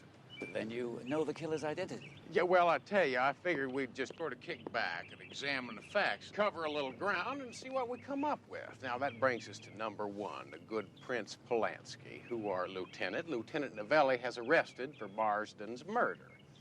Now, the lieutenant and I have this problem. See, we really don't think that the Prince did it because I'll tell you something very honestly. If you're going to kill somebody, you don't threaten them publicly. No, sir, you don't. And that brings us to number two, which happens to be Kate and Sam Riley. Now, they're both very good suspects with very good motives, but we can rule them out also. Airtight alibis. Yeah, that's right, airtight alibi. You see, you were both present the night that Roger Marsden's body was unveiled in the restaurant. But we did discover that you'd just flown in from Detroit 2 hours earlier, so you really didn't have a chance to kill the man. And that brings us to number three. And that's the lovely Terry Ant. And you love your employer very much, don't you? We're engaged. That's right. And it gives you a very good motive for murder, doesn't it? Would you like to explain a little bit about that? I hated Roger Marsden because of what he did to Goody. It was Goody's idea to set up the partnership. And then Roger took over completely. He made Goody do everything that he said. Oh, I hated Roger Marsden. But I didn't kill him. Honest. Then it was Marsden that wanted me out of the business, not you. No, I never did. I adored your food. That's right. So Terry didn't kill Marsden. Besides, he's really not strong enough to kill a man and lug that big body around. No, that really wouldn't work out. So that brings us over here to good old Pierre, Lucky Pierre, I like to call him. Now, what would you think his reason for killing Marsden would be? Me? Oh, that's ridiculous. I love Roger. Everything I am, I owe to Roger. My restaurant, everything. That's right, everything and a whole lot more, including a lot of things that a lot of people didn't know anything about, like Mr. Goodfellow. You see, Marsden was running a shakedown racket. That's preposterous. Is it really? You see, it takes me back to the day of the television taping. It was something that the Prince said. Yeah, he said Pierre couldn't have gotten better reviews if he paid for them. 6 restaurant owners confirmed it. Marsden traded good reviews for cash. Marsden got 30% of your restaurant in exchange for destroying the Prince and making your restaurant the #1 restaurant in all of Southern California. CJ, the envelope, please. Thank you. See, right here in this envelope is an official document all the way from City Hall, and it's proof that you and Roger Marsden were partners. So, I made Roger a partner. That's not against the law. No, not really, but I tell you what, you got awful tired of giving 30 cents of every dollar you made to Marsden. And that's when you killed him. Houston, that's ridiculous. And, I'll prove it. I'll prove it to you! I'll be right back.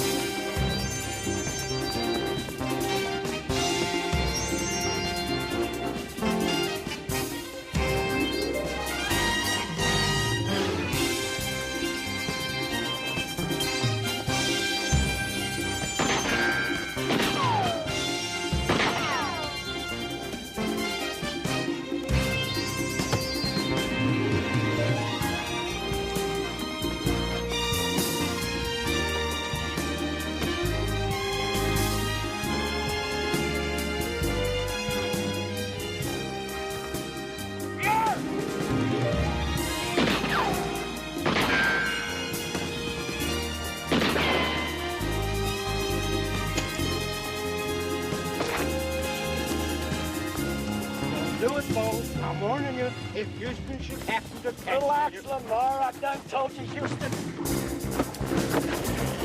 And that ain't your march. You can't be running off like that. What is going on? I'll explain later, fellas. Don't lock the throttle!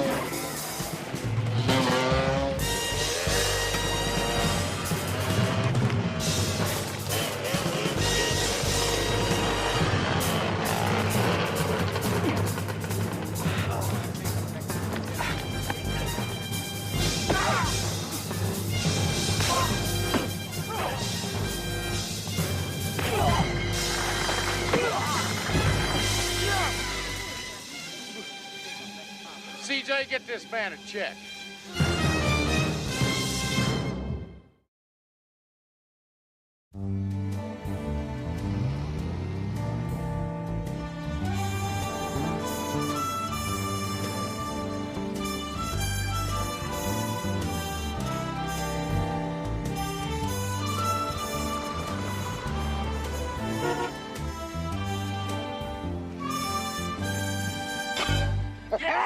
That's 3,612 to 3,606. Over here, boys. This tournament's still got 4 months to go. Well, I'll be. I thought a little refreshment might be nice on a hot, dusty day. Yeah, CJ, what is it? What is what? Well, now, I know you didn't drive all the way out here just to play Mrs. Santa Claus. Now, you got something on your mind. Won't you tell me what it is? Well, as a matter of fact, Houston, now that you mention it, there is something digging at me. You knew deep down that the prince was innocent all along. How come? Well, I'll tell you, CJ, it's really quite simple now. Ever since I've been knee-high to a grasshopper, the prince has meant a whole lot to me and my family. Not only was he Daddy's favorite cook, he taught me a very important lesson in life, and that's the cowboy code. The cowboy code? Is that anything like the Dallas Cowboys? Wash your mouth out, girl. Don't you know nothing? Oh, that just goes to show how ignorant a college graduate can get. Save me, Houston. What is the cowboy code? Well, CJ, I think the prince found it in an old Western movie because, you see, that's what he thought America was all about at that point in time. It goes something like this. Never shoot first, never hit a smaller man, and never take an unfair advantage. And never go back on your word. Be kind to kids, elders, and animals. And don't harbor no religious nor racial intolerance. That's right. And most important of all, a cowboy is a patriot.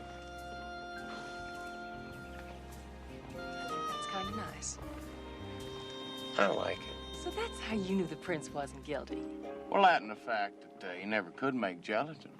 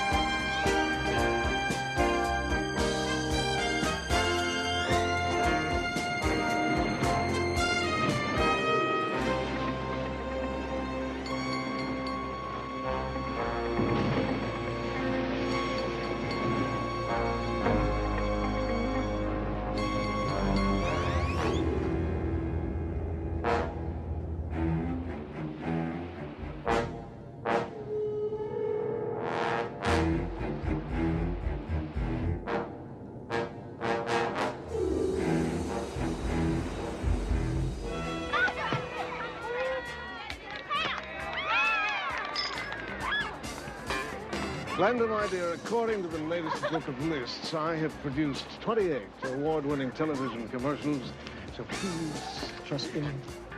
Scott, I love you, so of course I trust you. But I still feel that the concept for the commercials are just bloody awful. It's not you.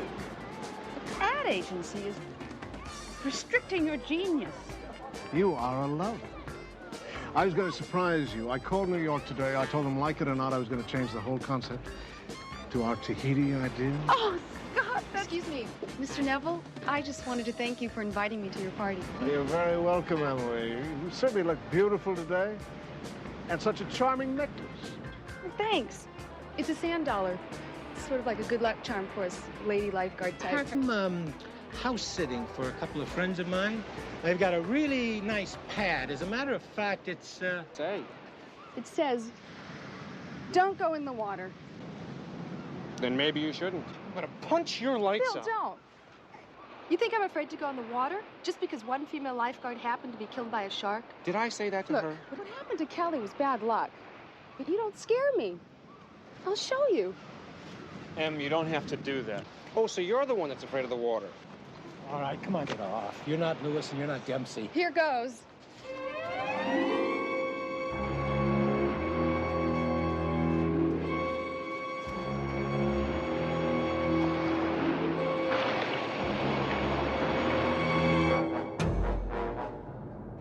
What is our little nature girl trying to prove now? I guess what we all want to believe. Death and bad luck only happen to the other guy.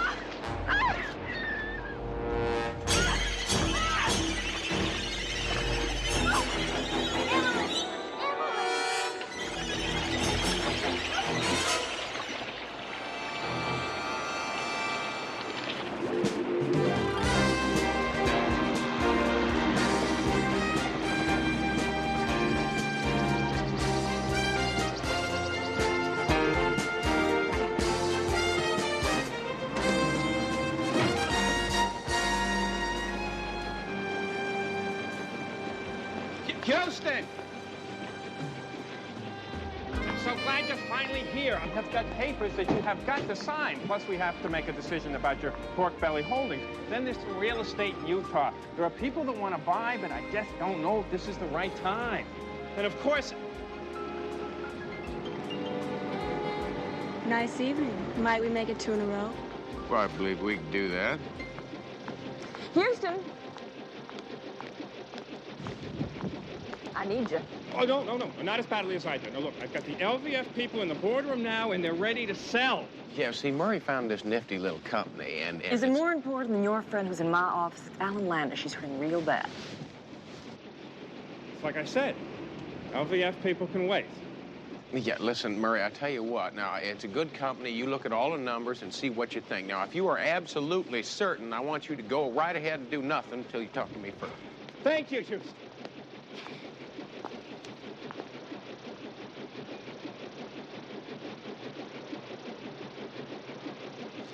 Oh, Mr. Houston, am I relieved to see you? Alice, it's so good to see you again. You were so sweet to take the time.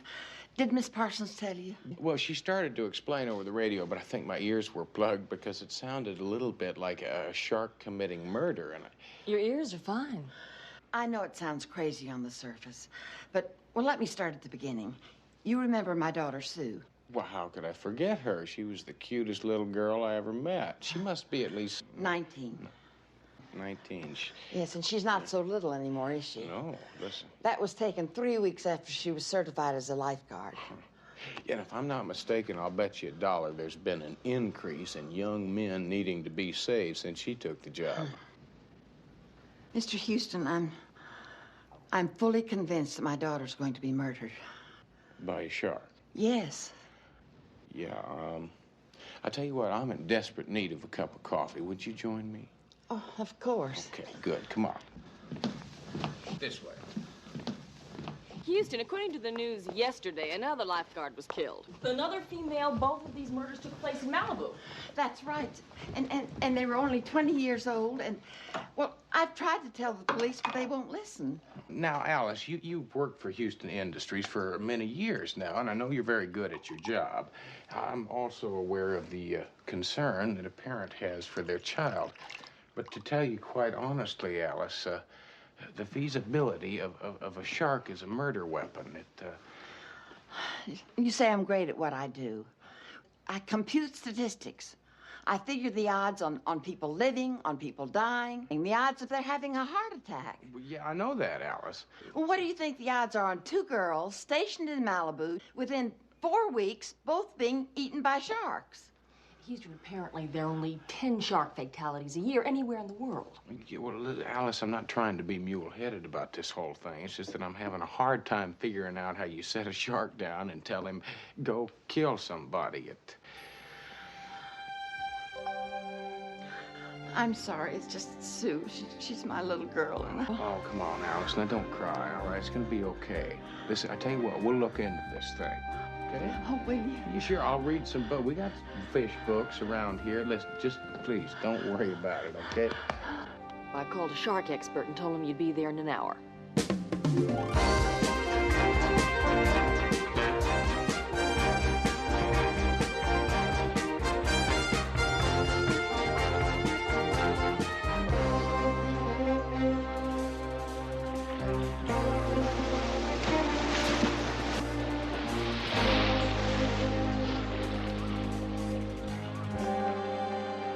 You Houston?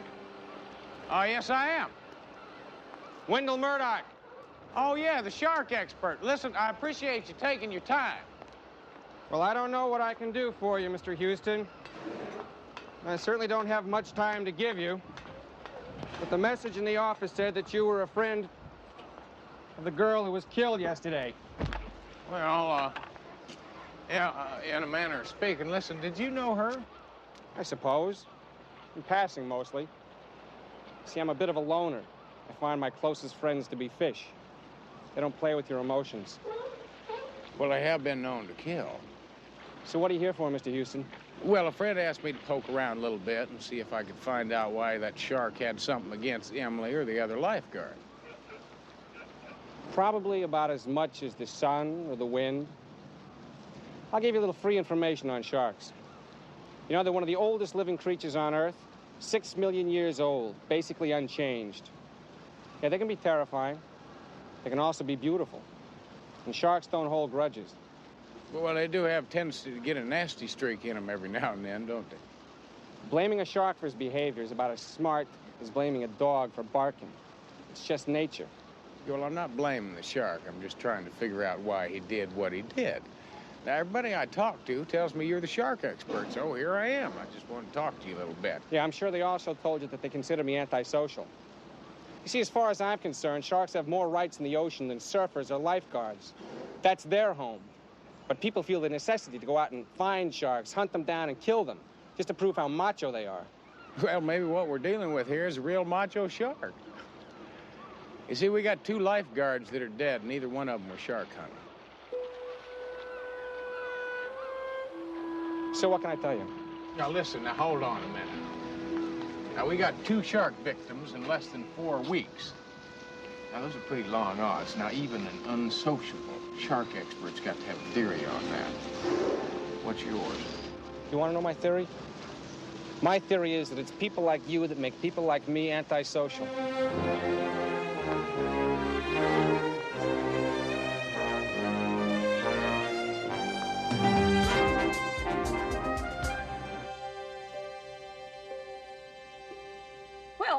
people I talked to about Emily loved her. She didn't have an enemy in the world. But when I tried to go beyond that, tried to dig a little deeper into her personality, they all clammed up. They're a real tight little group, if you get my drift. Yeah, well, CJ, it's nice to have loyal friends, but we're right in the middle of a murder investigation. Now, there has got to be a reason why those two girls were killed. You mean we got to find out what they're all about? Good question, but how? Well, I'll tell you, CJ, there comes a time in every man's life where he's got to make a sacrifice for a good cause. There does? Yeah, I believe it's called getting into the swim of things.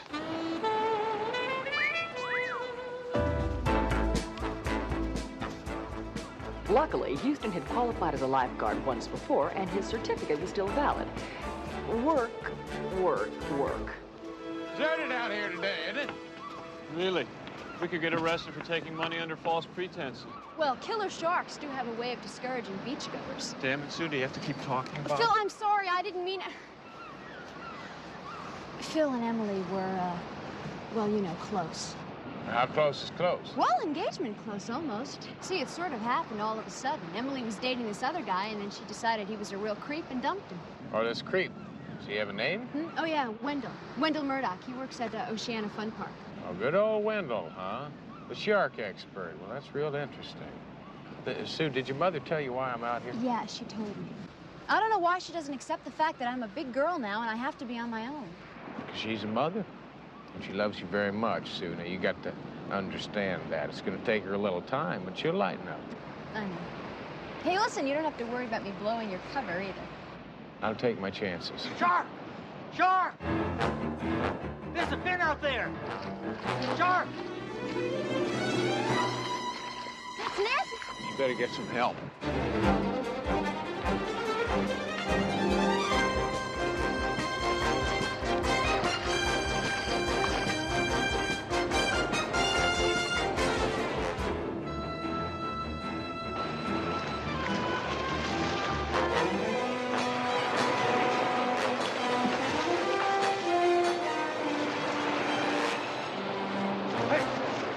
Head for shore, look.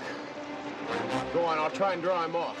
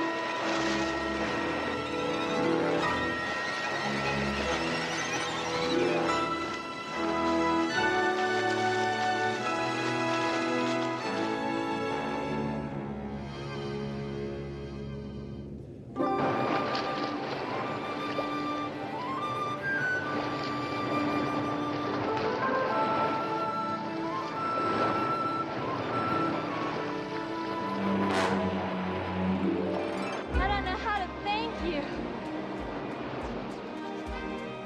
I guess these sand otters are really good luck after all.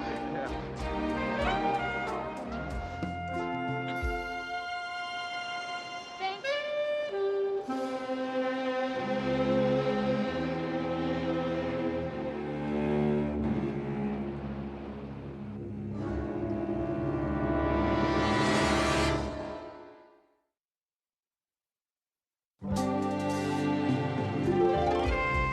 Houston still wasn't convinced that sharks can be converted into lethal weapons. But on the chance that they could, he decided we should look for a common denominator among those people who were closest to the dead lifeguards. From what I could determine, there were only 4 people who went to both of Scott and Neville's parties on the days the girls were killed by the sharks. So, let's start with our genial host himself, Mr. Neville. He's known as the king of TV commercials. He's produced ads that cover everything from soap suds to soda pop. And he's made millions. He throws more parties than Hugh Hefner, and he loves the ladies, especially cute little lifeguard ladies, and they seem to like him a lot, too. That's Glenda Collins. She's one of the most sexiest movie stars. You know, I haven't seen her around in a while. Well, that's showbiz, if you get my drift. Yeah. Listen, CJ, isn't it a step backwards for her to be doing commercials? Yes and no. The word is that she desperately needs the money in the short run. In the long run, she intends to be Mrs. Scott Neville. Yeah, I wonder if she sees all the lady lifeguards as a threat. Well, if she does, I hope Mr. Neville has a lot of hospital insurance, because a few years ago she found her second husband with another woman. Both husband and lover left by way of ambulance. Charming. Yes, it is. Now, this is Sam Gleason, the writer. He had a few books on the bestseller list when sex and violence were popular. Remember that?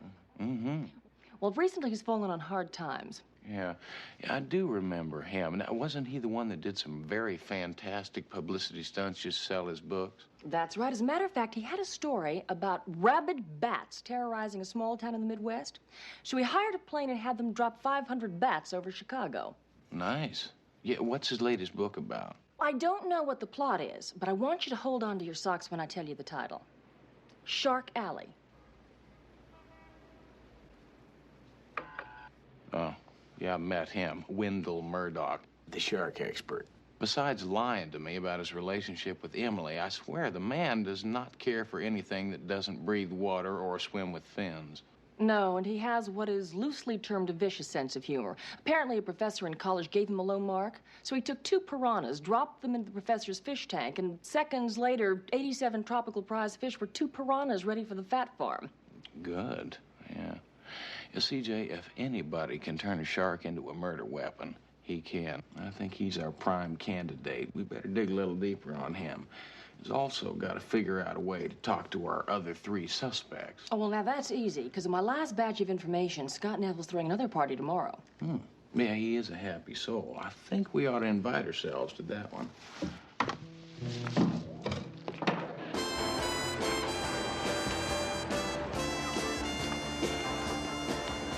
Well, welcome to Sodom by the Sea. Yeah. I wonder where our host is. Well, I don't see him, but I do see Sam Gleason over there. Oh, that's right. He's that author, Shark Alley. Listen, CJ, you're the literary type. Why don't you nuzzle up to him, see if you can get him to tell you all about the plot of that book. Meanwhile, I'll look for our host. Say no more. I only agreed to do these commercials because of you. Do them the way I want. But you said we were going to Tahiti. Oh, darling, we are. But there are a couple of shots I need here first. With me in the water, doesn't that bother you? There are sharks out there killing people. Darling, I love you. I'd never let you do anything that would be dangerous. I'm scared, Scott. You know, I would do anything you want, but I'm scared.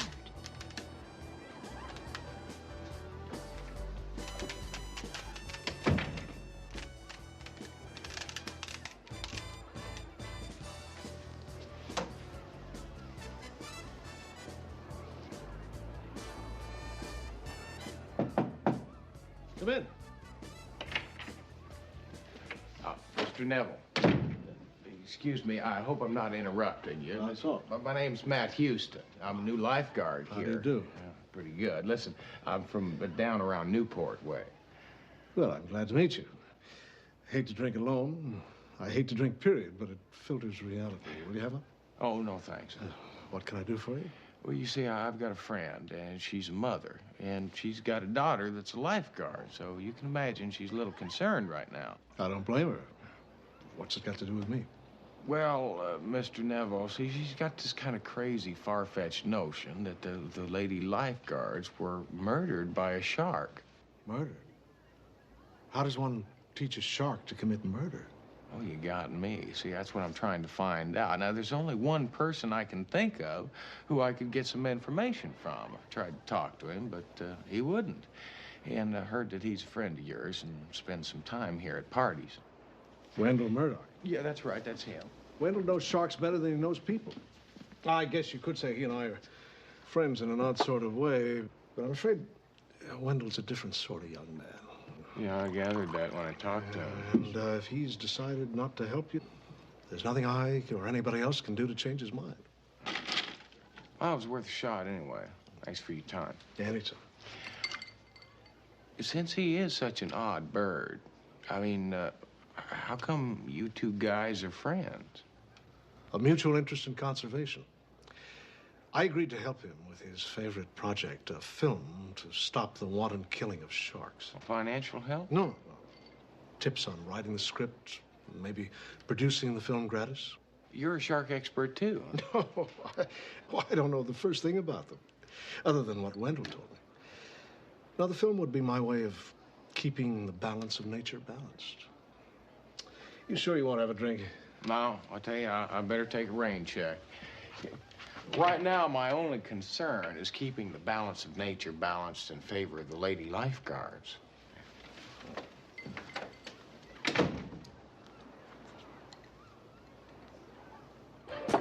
Well, like I told you, I'm the Hemingway type. I live the characters I write. I do my own research. I mean, there's no substitute for the real thing, is there? You know, I couldn't agree with you more. As a matter of fact, there's something I've wanted to ask you about for quite some time now. Your last book, Shark Alley. Oh, forget about that. My next book, I guarantee you, is going to be on the bestseller list.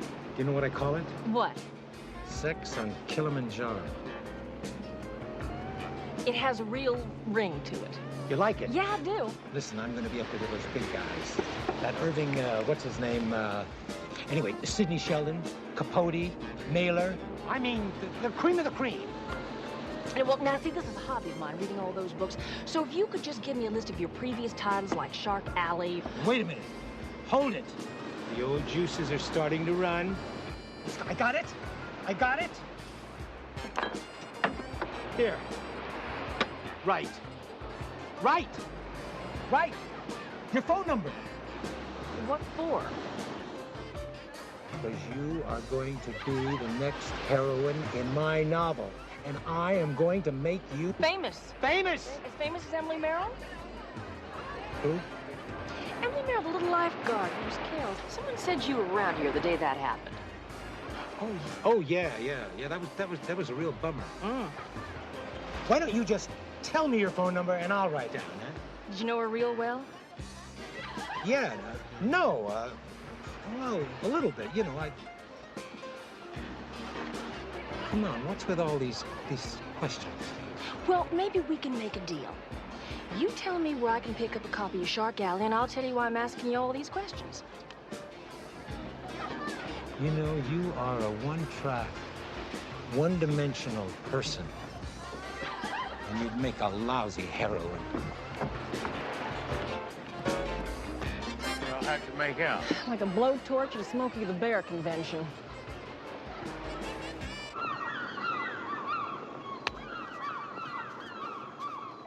She's hiding it, but she's scared. We're all scared. There's never been sharks in the area before. Not like this. Well, I'll tell you what worries me, Phil, and that's the fact that this shark has acquired a taste for ladies. Not just ladies, but lady lifeguards. You don't think there's anything more to it than chance, do you? Well, listen, Phil, I know it sounds crazy, but from here on out, I'd feel a lot better if every time Sue goes in the water, one of us is right behind her. I don't know. Getting to be a female lifeguard is tough, and Sue has got a lot of pride. Oh, by the way, we're having a bonfire birthday party for her after work.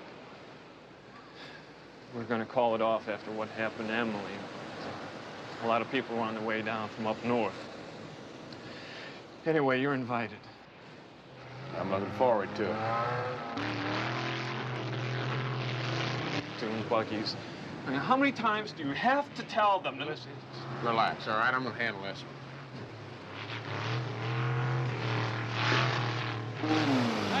Hey, wait a minute there. Hold on. So sorry. I'm afraid I haven't had much experience with these things. You know these things aren't allowed in this area. Haven't I seen you before? With your clothes on? Oh, that's right. It was over at Mr. DeBell's house. You were running out the door, and I was standing there. You seemed to be a little upset at the time. Was I? Well, I guess I better get this off your beat. Oh, yeah. Well, listen, I did want to ask you one more question. Now, you're doing television commercials now. Isn't that kind of a step down from motion pictures? I'm doing this commercial as a favor to Mr. Neville. We're engaged to be married. Oh, you're kidding me. Yeah, it's you Hollywood people. You got a great sense of humor. What's that supposed to mean? Well, it's Mr. Neville. He's a ladies' man, you know, he chases the beach bunnies all around. Wow. Oh, maybe I should rephrase that. I don't know what your game is, Tarzan, but you have a very irritating manner.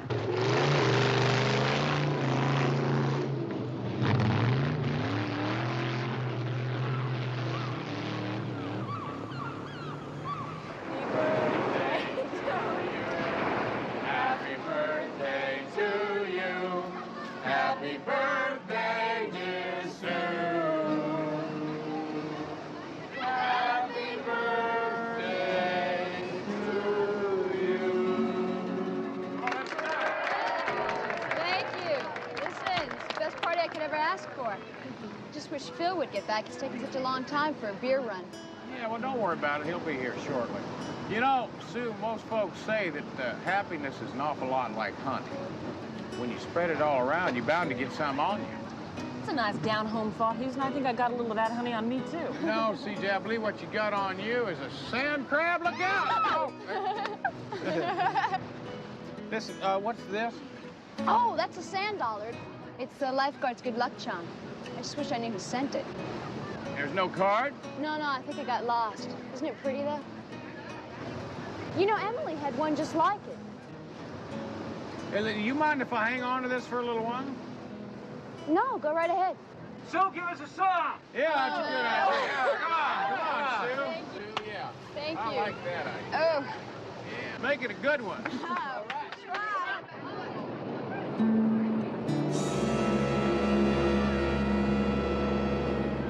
Why don't you get this to Novelli and have his boys at the lab take a look at it?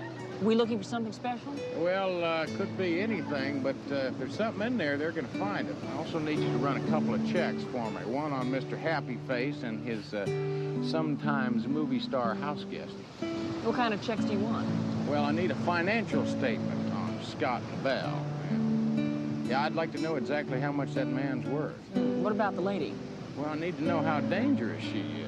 I see, I had kind of an ungentlemanly-like conversation with her this afternoon. That woman's got a temper. Well, we knew that from when she attacked her ex-husband and his girlfriend. Yeah, but what we don't know is if that attack took place on the spur of the moment or if it was planned over a long period of time.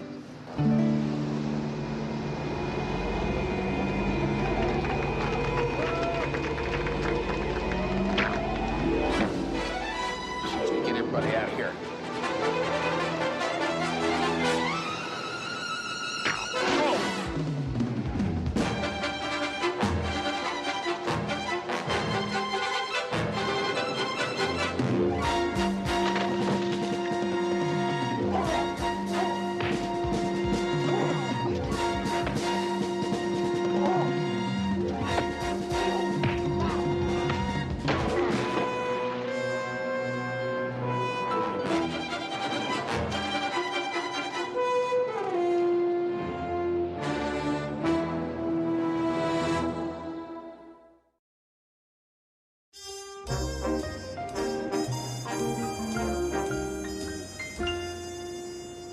You know that lifeguard, Phil Bromley, he claims that while you were being conked on the head, his car was rear-ended. That's what held him up. Well, does it check out?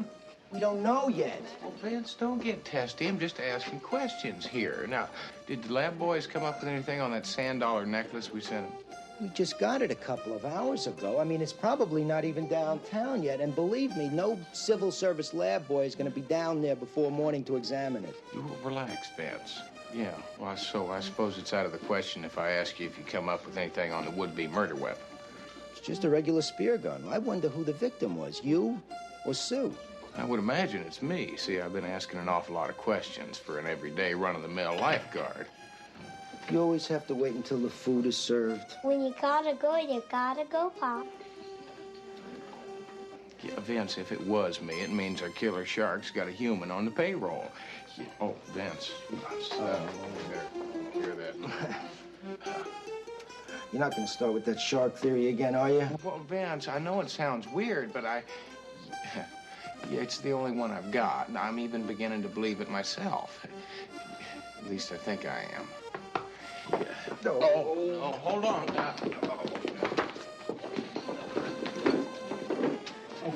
Okay, convince me that sharks can be trained to kill. Vincenzo, siediti. The food is getting cold.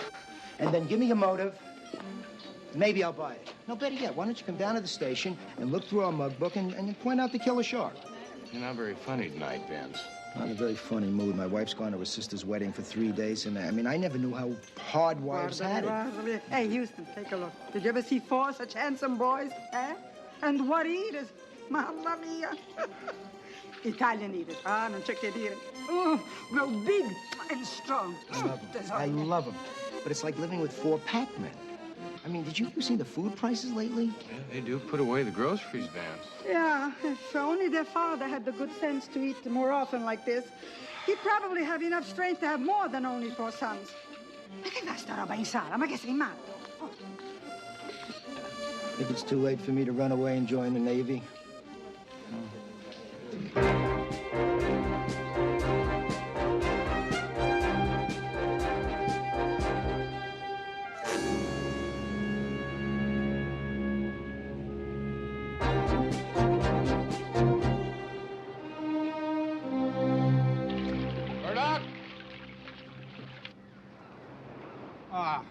What is it this time, Houston?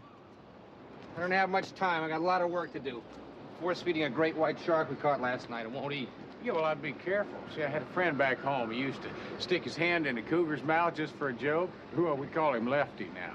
Yeah, that's very funny. Like I said, what do you want? Same thing I wanted before. I want to know who's turning those girls into shark bait. Listen, could you tell me something? Does this tank open up out into the ocean? Yes, this shark tank opens up into the ocean. That's how we get the seawater in the tank. Yeah, so these sharks can come and go as they please, as long as somebody wants them to. If they did, there's no guarantee they'd return. Yeah, unless somebody had a surefire method of getting them back again. Yeah, see, I read this nifty little article in the Marine Life Journal. If some fella came up with a theory that you could play sharks anywhere you wanted to with a low-frequency signal in the water. Some fella, huh? Let's not play games, Houston. You know that fellow was me. And if you read the article, you also know I said I was working on the process. Well, why do I get a sneaking suspicion that you've already done it? Now, why don't you tell me where you were yesterday afternoon, about 5 o'clock? Why don't you tell me something? Who are you? You're certainly no lifeguard. What are you, some undercover cop? No, I'm a question asker. And I'm still waiting for my answer. I was with a guy named Scott Neville, and you can check that one out. Oh, yeah, Mr. Neville. You were working on your shark conservation script, weren't you? Who told you about that? Mr. Neville did. Does that bother you?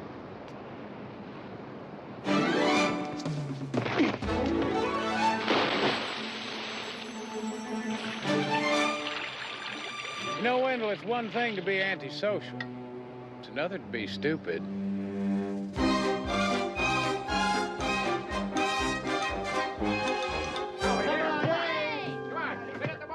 It's been real nice visiting with you, Mr. Neville. Oh, You know what?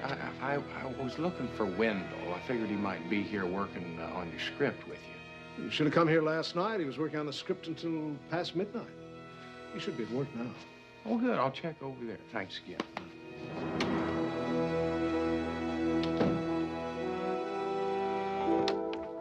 Oh, excuse me. I'm Debbie. I'm late for an appointment with Mr. Neville about a job tomorrow. Oh, yeah. Well, you'll find Mr. Neville right over... Houston!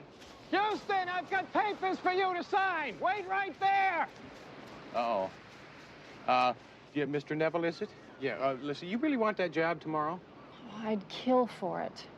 Almost. Yeah, well, I'll tell you what. Don't look now, but right over my shoulder, Mr. Neville's coming. Now, he's a little bit eccentric.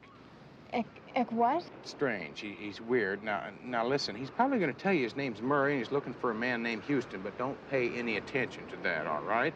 Now, if you really want that job, come here. I'll tell you what you got to do.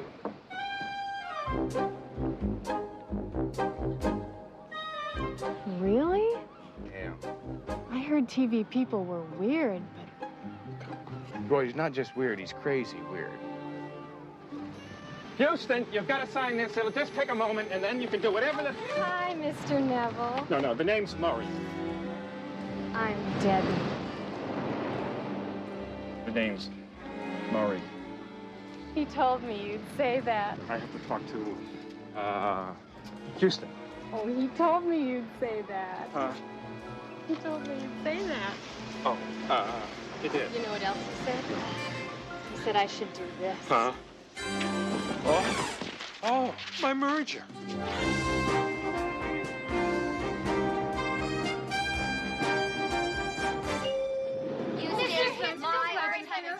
I've got a problem. You're the only one who's on it. I don't know what to do. I've been waiting to talk to you for 2 weeks about this problem. You go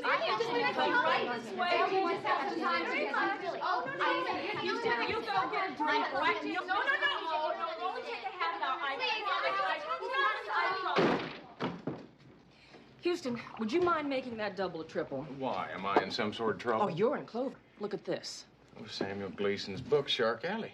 Houston, I've read it. It's a blueprint for murder.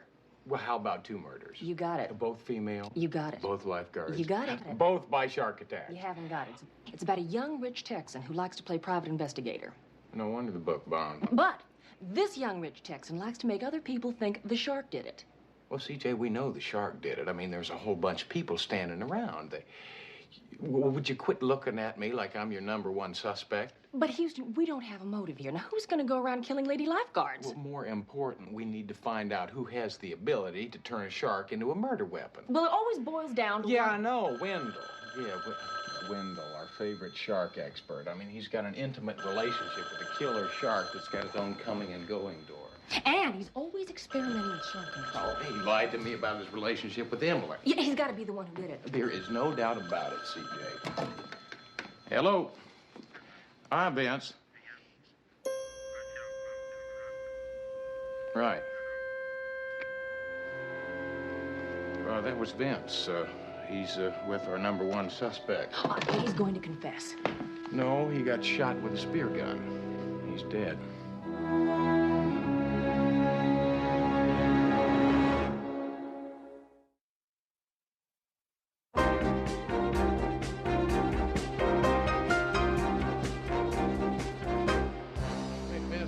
Lifeguards and 1 shark expert dead. You still not convinced?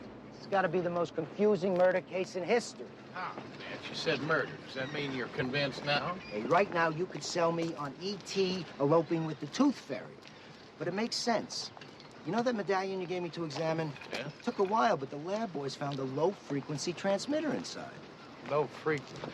Well, that's just like the one Wendell was writing about in those articles. Now, maybe he did perfect it. Now, Vince, let's just take a look at something here. Now, suppose that the killer was exploiting Wendell, just using him for his shark knowledge, right? Now, the killer was using those sharks as murder weapons to kill the lifeguards. Suppose Wendell found out about it, threatened to blow the whistle, and he killed him. Then why would they kill the lifeguards in the first place? If we knew that, Vince, we wouldn't be standing here. Like fish out of water. Hi, Bob. They never stop eating. Over here. Yeah, Vince, why are we sitting over here when you kids are sitting over there? Survival of the fittest. Yeah, I wouldn't want to get in the way of all those swinging elbows. No. I just can't stand to see anybody eat spaghetti with their bare hands. Ecco qua. A nice dish of nutritious pasta. Mama, we're not hungry. Vincenzo, why can't you be more like your own sons? Of course you're not hungry. You don't eat enough to be hungry. You don't have the energy to be hungry. Well, we're trying to solve a murder case. Somebody was murdered? Yeah, 2 young ladies, Mama. And if we don't find out who did it, there's liable to be some more. Hey, ma come? What kind of policeman are you? Somebody's gonna get murdered and all you can think about is food? Vergognati. Why can't you be more like Houston? Oh, never eat. In certi casi ci vuole anche un po' di coscienza, figlio mio. Did you ever think that my mother was operating on a different plane? Yeah. Wait a minute. Maybe we've been operating on a different plane here, Vince. You see, all this time we've been looking for a motive. Now, a motive for why those 2 girls were killed. What if the 2 lifeguards were killed for no other reason but to cover up another murder, one that hasn't happened yet? Kill a 3rd lifeguard. Yeah, 3, 4, 5, it really wouldn't make any difference because that's not the point. See, the ultimate victim might not have anything to do with lifeguards at all. 2 murders to cover up one? Why? Well, it's to throw us all off track, Vince, which is where we've been since day 1 on this thing. Interesting theory, but I still don't have a murderer or a motive. Not necessarily true, Vince. Oh, you two look like the coyote that just ate the chicken. What do you got? What we've got is Scott Neville's financial statement. Mr. Neville's finances are the Titanic. His idea of a TV commercial apparently went out of style a couple of years ago. The man lives high, and his creditors are closing in on him. I know how Neville feels. Did you ever try and buy shoes for 4 growing boys? Doesn't make him a killer. Now, I would have thought so too, Vince, until I found a cash expenditure from last month. Now, he borrowed every dime that he could to buy a $10 million life insurance policy to cover the star of his latest TV ads. Glenda. You got it. Yeah, and if he hasn't already, I'll bet you $1 Mr. Neville is about to present Glenda Collins with one of those sand dollar necklaces. CJ, you come with me. Vince, I want you to get a hold of the Harbor Patrol. You tell them to keep searching the waters around Neville's beach house for sharks. Murray, you drive CJ's car. I'm going to warn Glenda.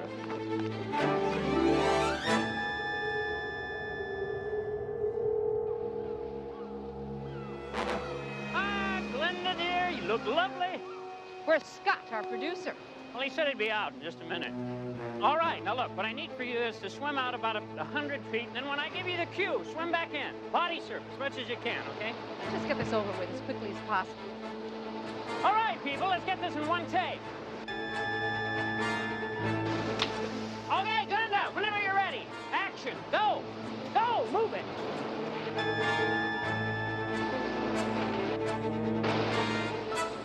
Miss Collins, get the hell out of that water.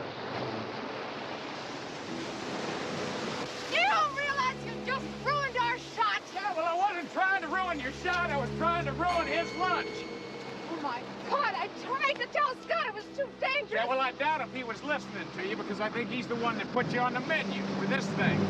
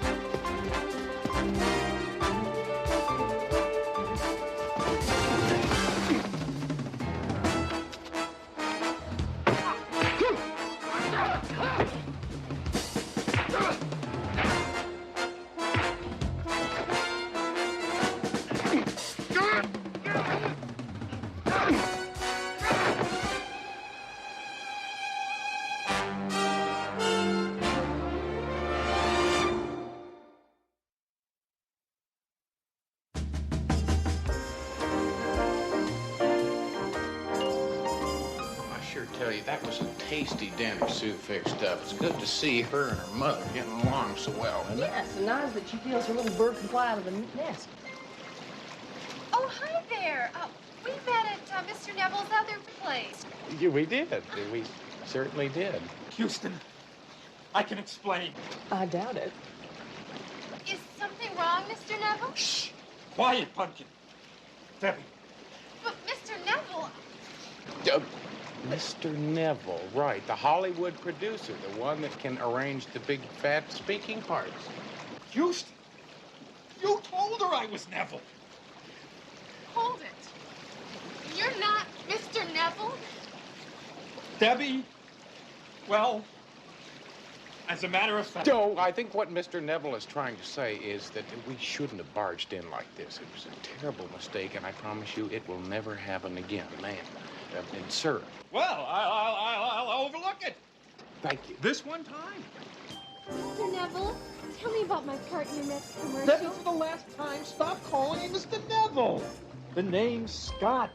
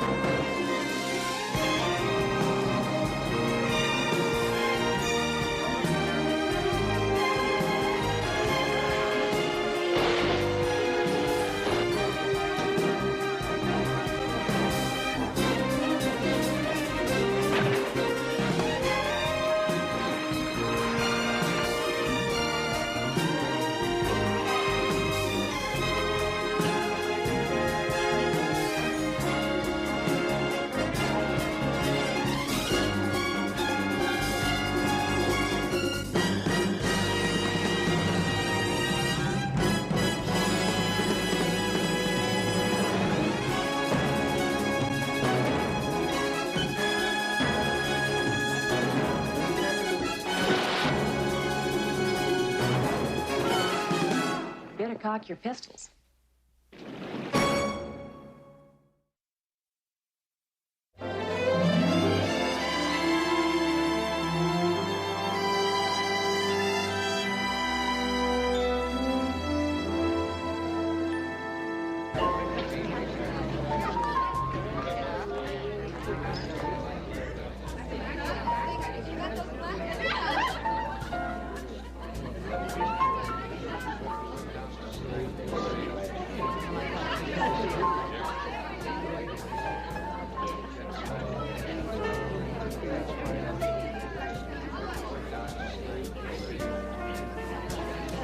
Yes, Catalani's here.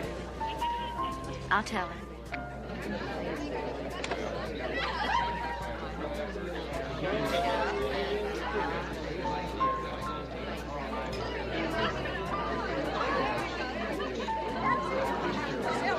I heard you come to California. Excuse me, Annie. I just got word Houston's on his way up. Oh, thank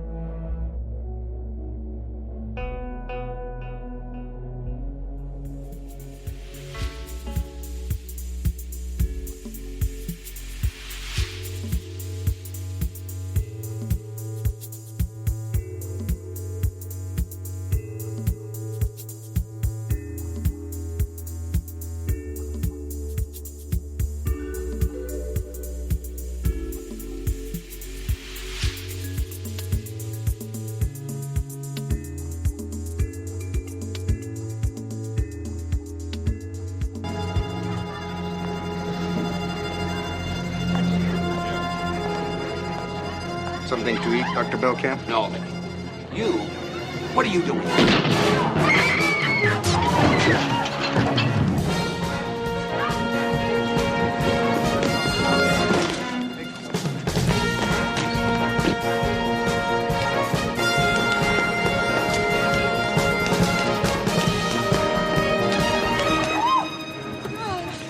All right, come on, you people. Give back. Give this man some air.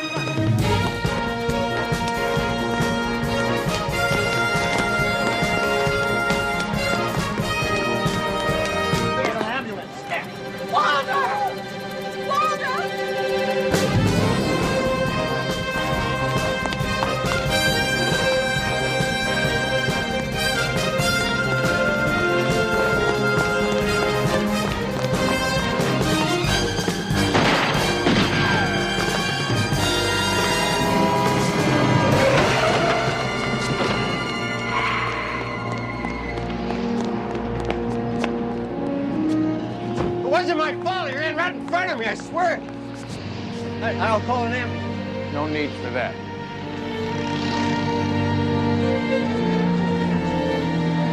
No identification. Oh, my God. His name is Tom Chapman. He's an orderly. He was an orderly. He worked at the hospital until Dr. Belkamp fired him for being incompetent. Now, just offhand, I'd say Mr. Chapman overreacted a little bit to being fired. Well, after the firing, he physically attacked Dr. Belkamp, even threatened to kill him. I didn't believe that he'd follow through with it. Why don't we go back inside? Poor Tom. Listen, take it easy, all right? It wasn't your fault. Listen, here's my business card. Now, if you need a witness, I'm in, all right? Just take it easy.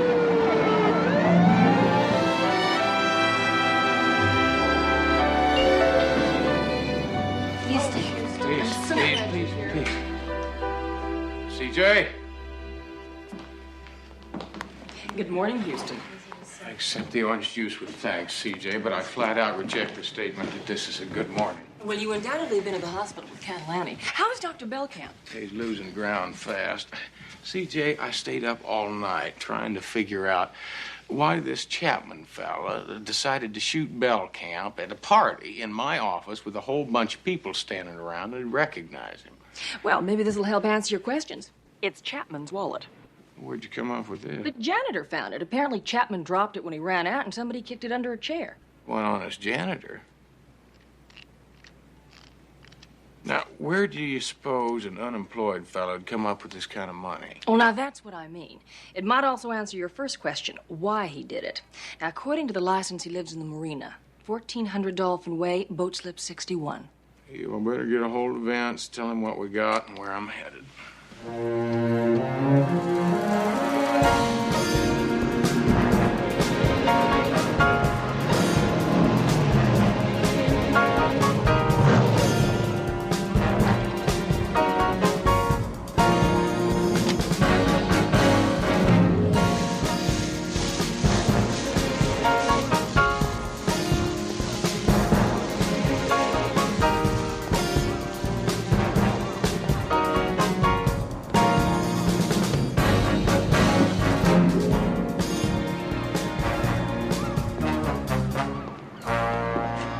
Chapman? That's me. Oh, if it's about the boat, forget it. Would you hand me that for sale sign there, please? Thanks. No need to why, anyway. Hawaii? Were you planning to move to Hawaii? Tom, he's was my husband. He felt that we'd worked long enough, and it was time we retired. Mrs. Chapman, have you got any idea why your husband would want to shoot Dr. Belkamp?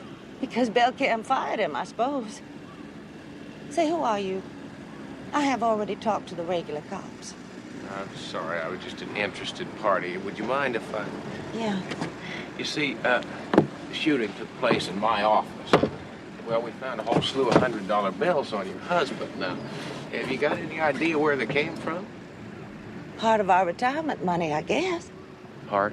Well, Tom, He said that his ship had finally come in $100,000 worth.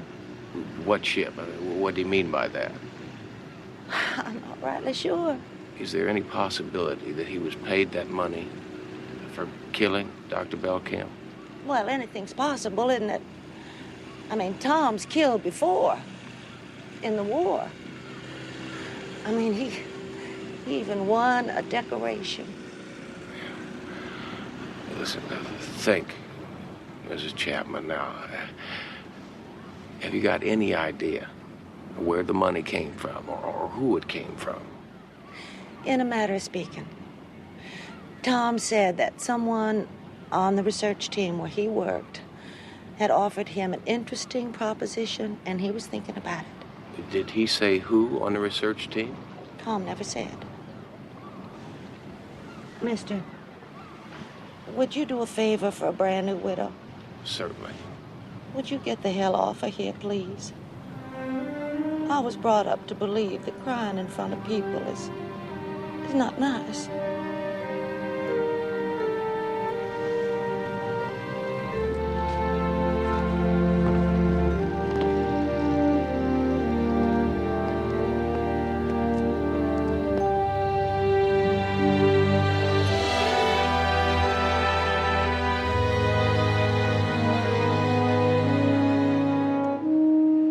Annie just said to get here as fast as we could. Apparently, Dr. Belkamp took a turn for the worse. Listen, Annie, look, I'm sorry. I know Dr. Belkamp being your friend and all, he must have been a real special person. Yeah. In more ways than one. The man saved my life. Literally? 2 years ago, I was deader than a doornail. What do you mean, Annie? Well, I was pronounced dead. My heart quit pumping. It actually stopped. Dr. Belkamp brought you back. Yeah. With the help of a wonderful new serum he developed with his partner. Well, that's not totally accurate, Annie. You see, our entire team developed Serum 100A. What it is, it minimizes the risk factor in a heart transplant. Annie, you mean to tell me you had a... Ain't that a hoot? Some folks down home claim Cattle Annie ain't never had a heart. Now I've had two. Yeah, that's why you hog-tied me into this fundraising thing, too, isn't it? You wanted to see Dr. Belkamp's organization grow and prosper. Mm-hmm. Now it's all over for Walter. Thanks to that varmint that shot him. Annie, there's a possibility that somebody hired Chapman to kill Belkamp. Who says so? I do. Well, in that case, Cattle Annie is calling back her marker. Houston, I want you to find out who did the hiring. Wouldn't have it any other way, Annie. Excuse us. CJ, now, Chapman's widow, in a manner of speaking, says that somebody from Belkamp Denny hired Chapman to kill Belkamp. Well, that's my cue to go back to the office and check up on all those team members. That's right. And since the killer was supposed to be paid $100,000... I'll run a financial check on all of them. Right. Yeah, you got it. Yeah, and if you need me, I'll be in surgery.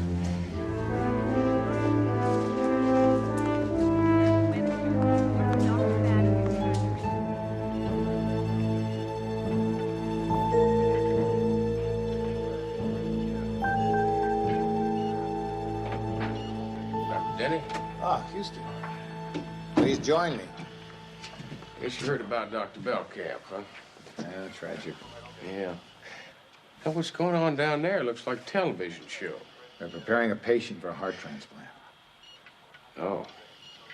Well, I'd just soon read about it. Well, you can relax. They can't begin without the surgeon, and I'm him. It's a fascinating operation to watch. Yeah, I'll bet. I'll just pass on this one. You know, during my first heart transplant, after I removed the patient's heart, I stared into his chest. I was in awe. Yeah, that's something else. You know, I bet that it almost make a person feel a little bit like God, you know? Tell me something. Was your partner hard to get along with? I mean, the ornery type. Well, not until recently. I don't know, something was bothering him. We weren't seeing eye to eye. Yeah. Well, it brings me to my next question. Now, what do you suppose is going to happen at the research center now that Belcamp's gone? I'll simply carry on. Walter would have wanted it that way. I'll bet you Walter also would have wanted to know the identity of the man who hired Chapman to kill him. Hired? What are you talking about, hired?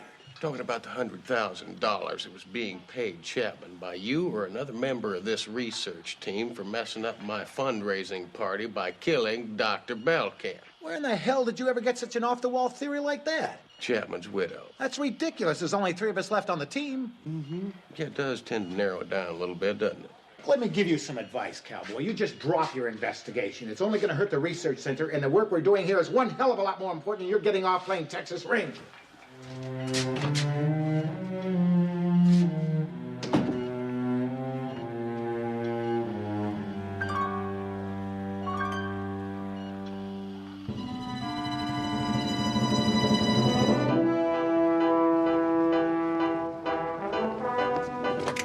Emergency, sir. Can you give us a hand here? You bet. Who's in trouble here? You!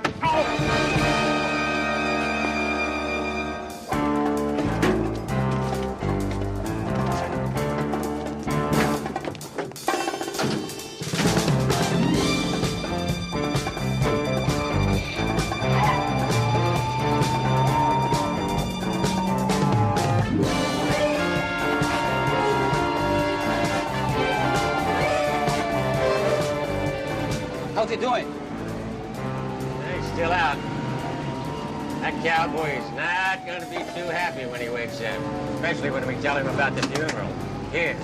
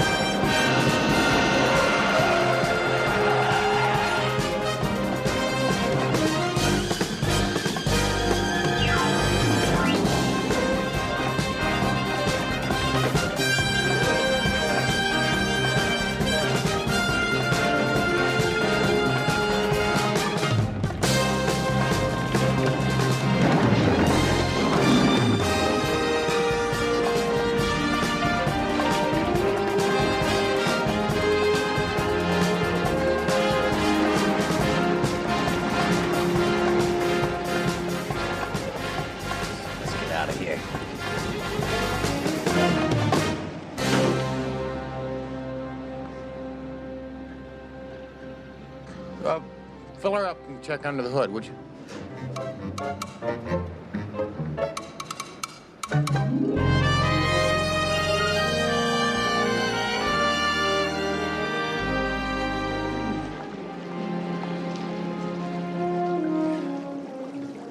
Showtime, Houston. Baby's got a rundown on all our suspects.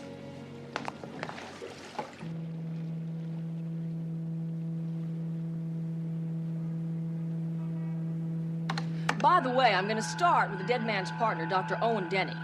He's a brilliant heart surgeon. He is very flamboyant, and he loves the ladies. Well, I understand he loves publicity, too. I mean, I see him all the time on the TV talk shows and in the newspapers. Tell me something, CJ. How's his partner feel about all the hoopla? Well, his partner feels the way anybody would who does all the work and doesn't get any of the credit. There was a lot of tension between Belcamp and Denny. Well, maybe Dr. Denny decided to end the partnership the hard way, huh? That's possible. Who's next? Well, next we have Dr. Kimberly Price. She's very young, very talented, and very ambitious. Dr. Belcamp found her when she was a young intern, and he liked her work, so he took her under his wing personally. Does that mean what I think it means? You bet. Very hot and heavy affair till about 2 months ago when she replaced him for a newer and younger Romeo. Want to make any bets on who it is? Oh, Dr. Owen Denny? Give a cigar to the cowboy. Very good.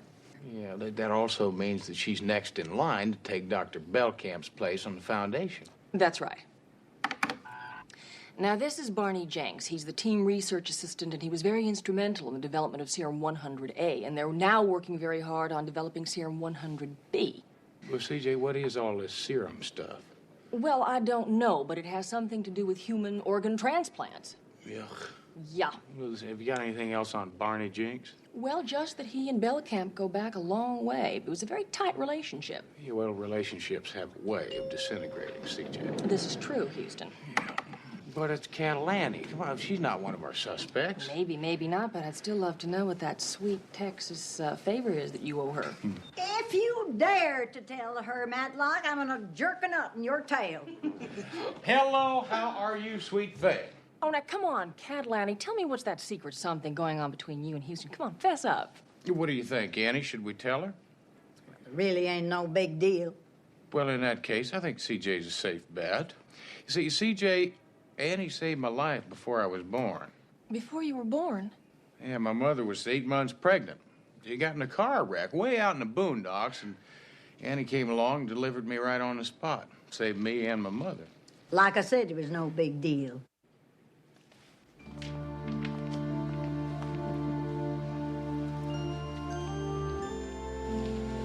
Thank you, Annie. That's for me and a whole lot of other people who love this big robe-wearing galoot. Oh, he's a prize package.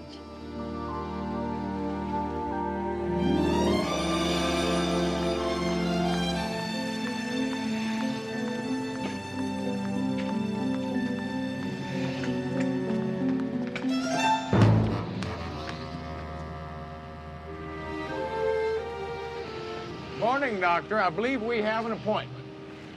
Well, the lady who phoned didn't mention a football game. Well, that was just a little diversion. See, I wanted to catch you before you got inside, because I know when you're in there, there's all kinds of distractions.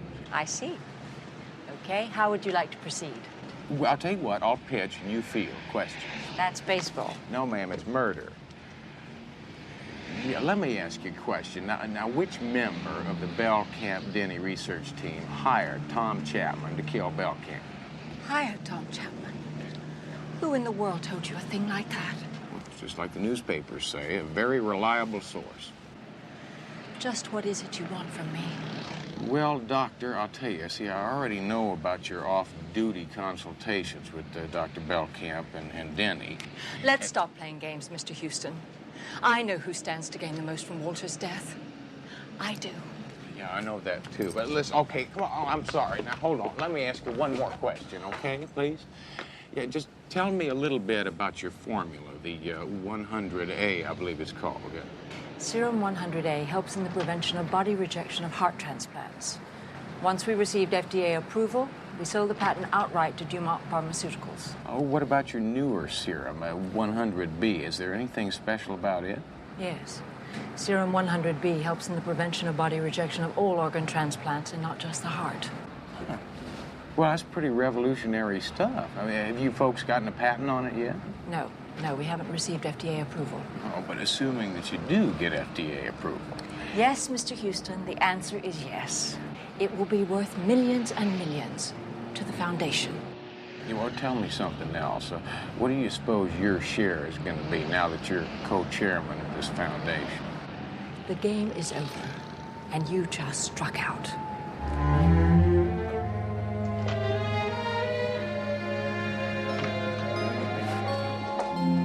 CJ, slow down a little bit, would you? I mean, after the ambulance ride and the gurney ride and the blackjacks, I mean, my body feels like a freight train ran over it and then backed up twice. Maybe you should see a doctor. Yeah, no, CJ, just tell me about the financial information I asked you to dig up. Well, our research doctors, Owen Denny and Kimberly Price, aren't exactly in the food stamp category. You're meaning what? Meaning that either one of them could afford to hire a killer for $100,000.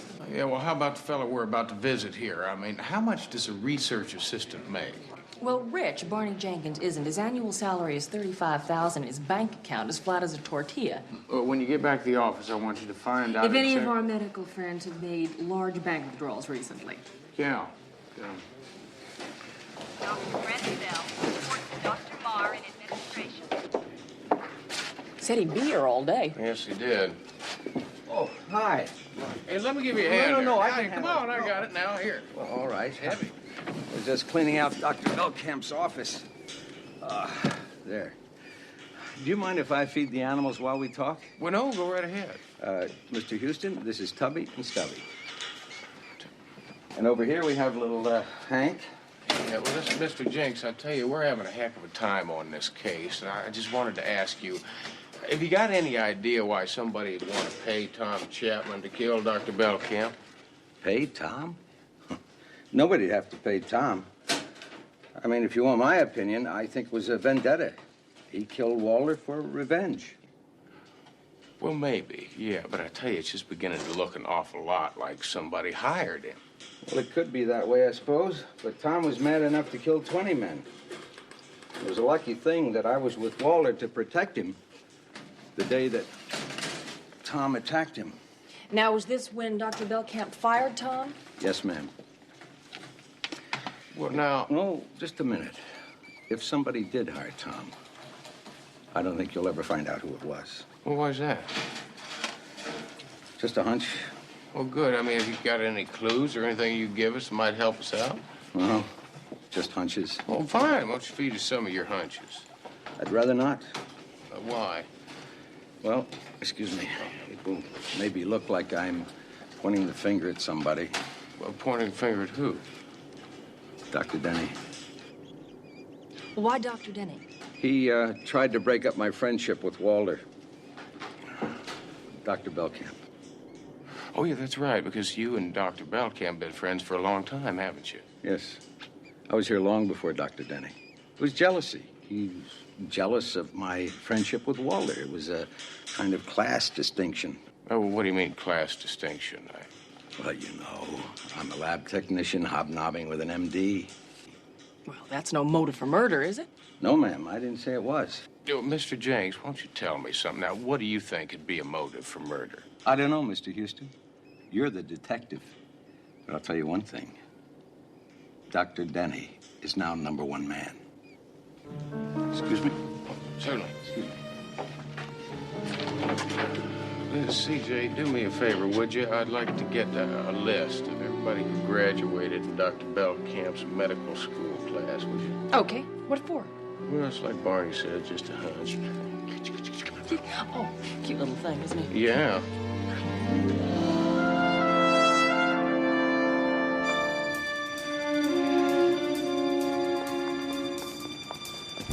CJ, that's the man that killed Chapman. Call him a belly.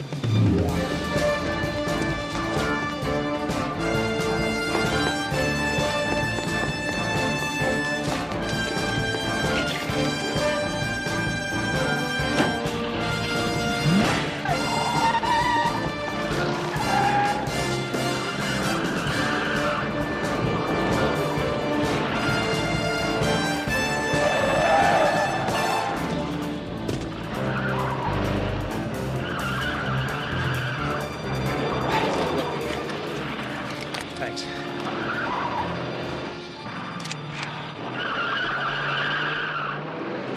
Oh, look, I'll buy it from you. Here, take all of it. Yeah, thank you. Gracias. Excuse, please. No? Maybe you like to buy film for camera, too?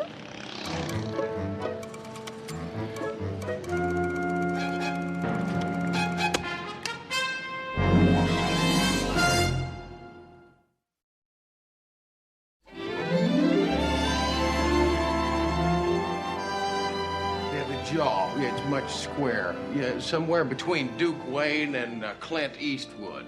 Yeah, they both had this look in their eye. You know, it was similar to the same look that Gary Cooper had when he said goodbye to Grace Kelly in High Noon. Oh, come on, Houston, would you quit kidding around? Oh, Vance, I'm not kidding around. That's it. That's them, Vance. It's the two goons. You recognize them? No, but I'll distribute these and I'll put it on APB. Come on. Vance, make it 2 APBs, would you? I mean, these cretins are out to kill me, and I don't know why. You don't know why? I'll tell you why. You want to know why? Yeah, I want to know why. Because you keep moseying around, you keep asking questions, you keep upsetting murderers who don't want to be upset, capiche? Vance, I got a mosey. See, I promised Catalani. Okay, well, let my office know we can get in touch with this Catalani so we don't need more than 5 pallbearers. Hi, CJ. Hi, Vince. You wanted me to look into the banking habits of our suspects? Well, I just discovered that Owen Denny made 3 cash withdrawals in 2 months. Total amount, $100,000. The exact amount that Chapman was paid to kill Belcamp. Right. I think it's about time I paid another little visit to our good doctor, Owen Denny.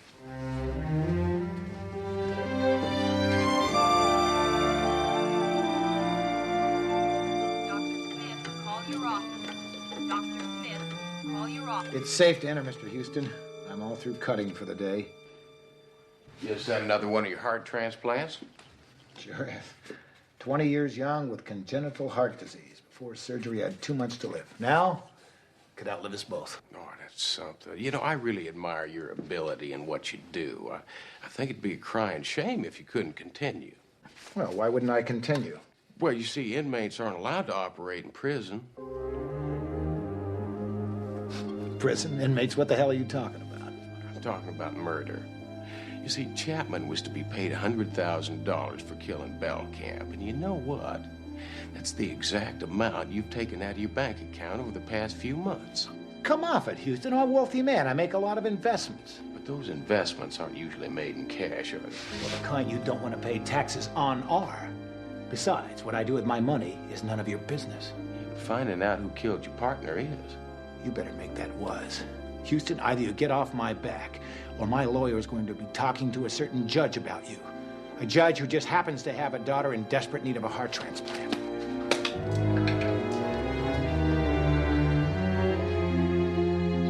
Mr. Matt Houston, please pick up a white paging telephone.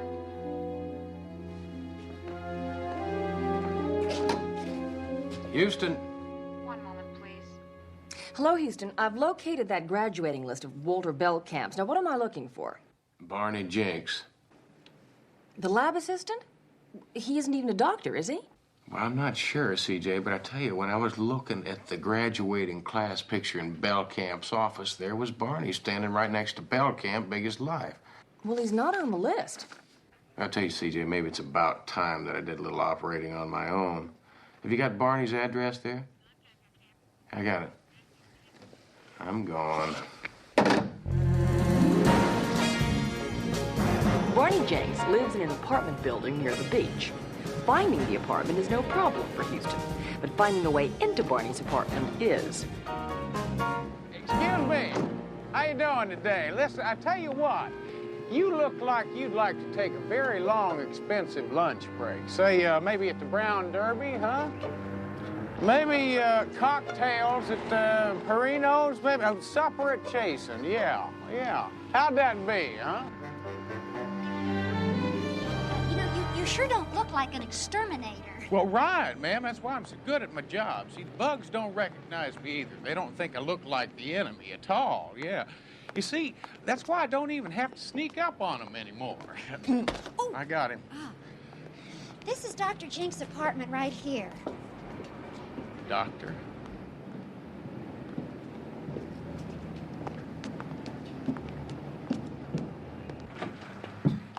Since the manager didn't tell me you were coming, I'm gonna have to stay here while you do your work. Oh, ma'am, I can't tell you what a pleasure that'd be. See, it gets real lonely talking to bugs. You know, Mr. Jenks never told me he was a doctor. Oh, well, look at that wall. And he's got more diplomas than Trapper John. Yes, he does. Well, I guess that's how he knew. Knew what? Well, that this apartment had rats with rabies. Rats. With rabies? Mm-hmm. Listen, I tell you what, if any of those little boogers get past me with white foamy mouths and little sharp teeth, you just run them into the corner there and give me a shout, would you?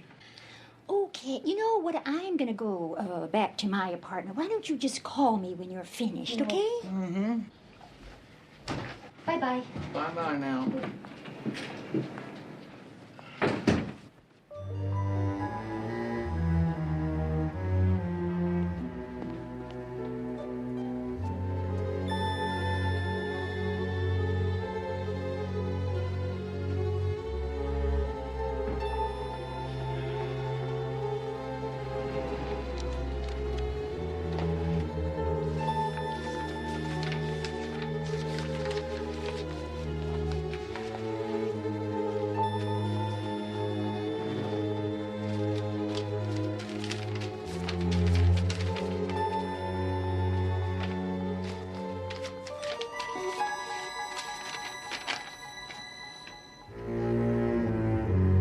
Glad you stopped by, Annie. It's a pleasure, Matlock. I wanted to talk to you anyway. Seems like you've been ruffling more than your share of feathers. Well, it sounds like you've been talking to Dr. Denny. Yeah, and he is hotter than a spring jalapeno. He wants me to take you off the case. Well, it's a little late for that, Annie. See, I think I discovered the reason why Dr. Belcamp was killed. What's this? It's all hell about to break loose, Annie. That's a letter from the FDA addressed to Dr. Belcamp. Now, it states very clearly that your new serum 100B is no good. It's totally useless. Where'd you get that letter? Barney Jenks' apartment, along with a whole bunch of other good stuff. Matlock, that serum 100B has got to work. Why, the research team tested that out in every possible which way. Walter told me it was blue perfect, and I believe him. Fine, Annie, but what I need to know is why Barney's got a letter addressed to Dr. Belcamp. Well, that's easy. All the Foundation mail went to him so he could weed it out. So there's a possibility that Belcamp never saw that letter at all. I would bet on it. If he had read it, he would have told me so. Well, Annie, I got myself an idea. Well, then don't just sit there. Start making tracks. Stir your stumps. Yes, ma'am.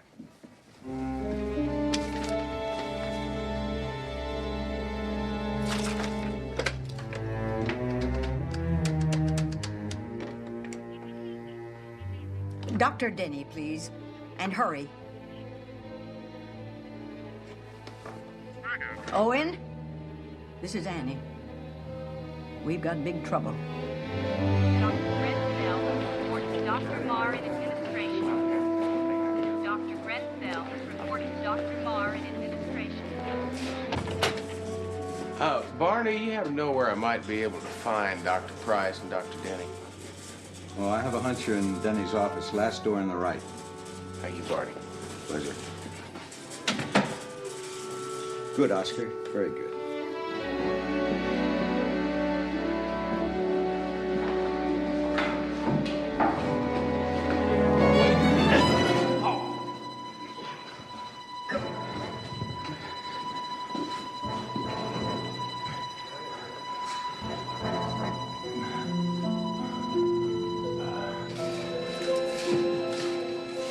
This is Mr. Abrams, the heart transplant patient.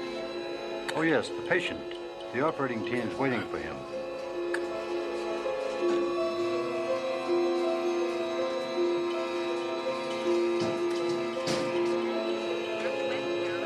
Dr. Madden's surgery. Nurse Webster reports Dr. Madden's surgery.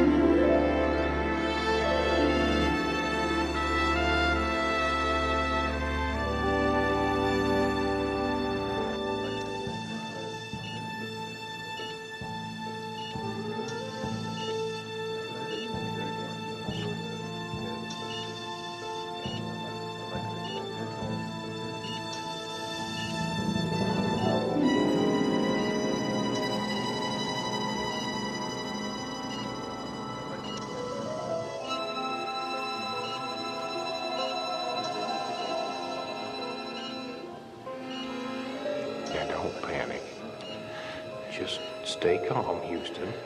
It's all a little mix-up. All you have to do is tell them.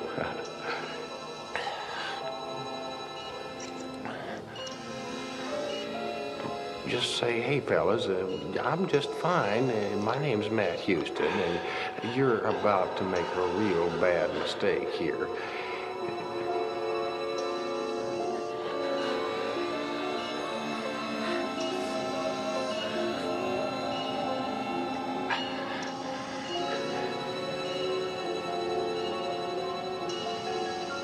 All right, Michael. Let's put him all the way under. Sure, it looks bad. Don't panic. You just gotta talk to him. It's a simple use of the throat, lips, and tongue. Yeah.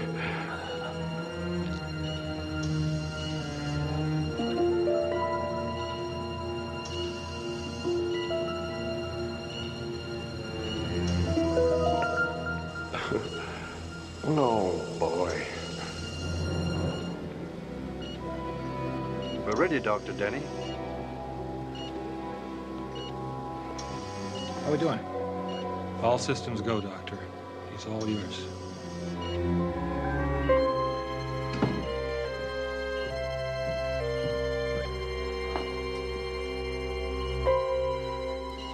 Anybody hear how the stock market's doing today?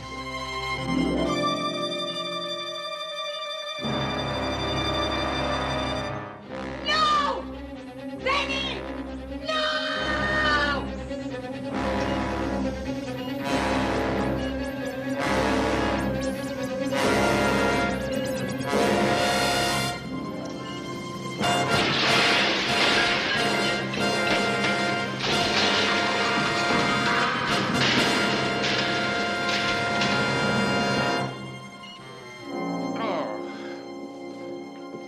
More Matlock. How do you feel now? Oh, Annie, I feel like I've been rode hard and put up wet. Looks like I owe you another one. I'm sorry, Houston. I didn't know it was you. I never even looked at your face. You see, I phoned Owen, and then I came over to show him the letter from the FDA. Well, I never saw that letter until Annie showed it to me. Those FDA findings are totally wrong. Our serum does work. Hey, well, listen, you must have copies of the test results around here somewhere. Where do you keep them? Well, Barney's lab. Oh, would you mind if I took a look at them? Sure. Oh. Now, if you're too rocky, you latch on to me. No, fine.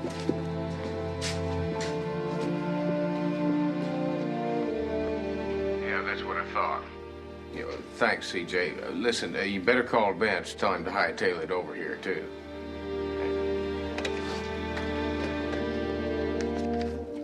Well, this isn't the correct data. I don't understand. Yeah, well, I do. Somebody switched him. Who? Dr. Barney Jinks. Doctor? Barney's no doctor. Well, what he is and what he thinks he is are two different things. Would you care to translate that into Texan?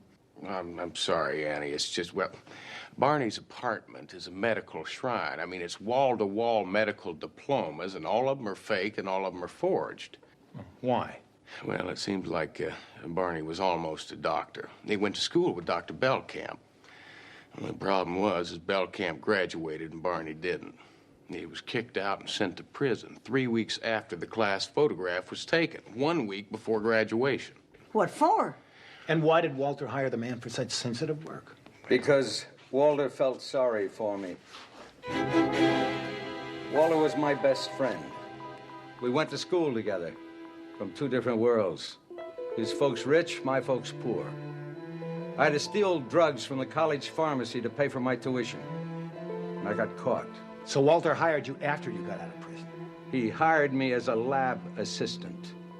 And I did more to perfect those serums than any of you doctors. Yet you took all the credit for it, and you took all the money for them. Barney, the money from 100A serum went back into the foundation. Maybe, Annie. But the credit for the development of those serums didn't. That's when you decided to cash in for yourself, huh? On the new serum, 100B? You secretly sold it to a pharmaceutical company. You sent the FDA some doctored-up lab test using Dr. Belkamp, Price, and Denny's name on it. How'd you know that, Houston? Well, It's really quite simple. See, old Barney there's got a nasty habit of leaving sensitive paperwork around his apartment.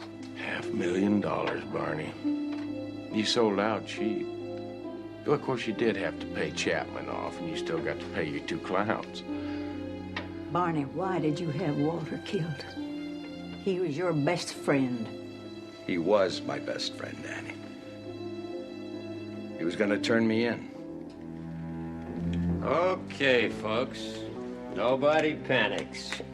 We got a van out back, and we're all going bye-bye. No problem, fellas. I know how rough you can be.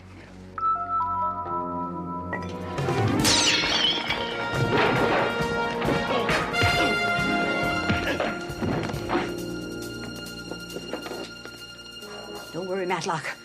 These fellas are hobbled. You go get Barney. Here's something else, Annie.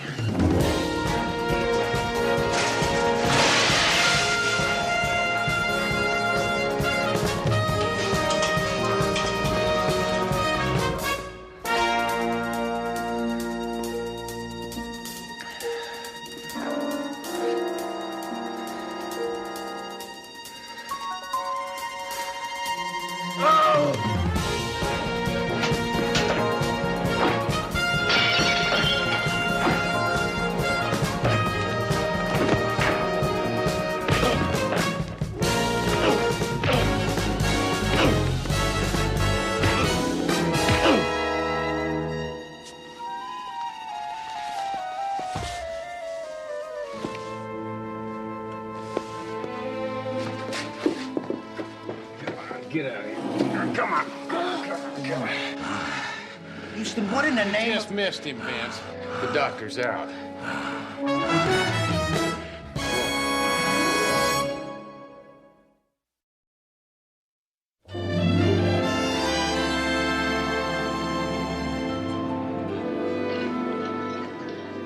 You know that I brought Mama an onion from Vidalia.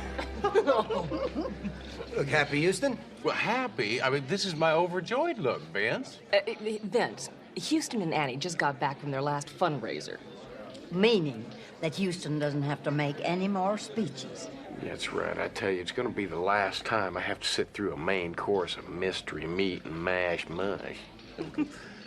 Speaking of grub, where's Mama? She'll be right out. She's got a surprise for y'all. How do you all? I told you.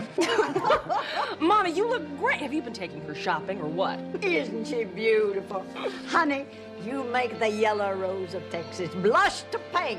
Hey, you ain't seen nothing yet, partner. Okay, you saddle tramps, move it out, pronto. A special pizza for Catalani. Oh, wow, it's Texas! The pepperoni is Dallas, the olives is Lubbock, the green peppers is Galveston, and the mushroom is San Antonio. He was Catholic, you know. But Mama, where's Houston? The meatball. The meatball? Monsieur. The meatballs. They're always the best. Houston.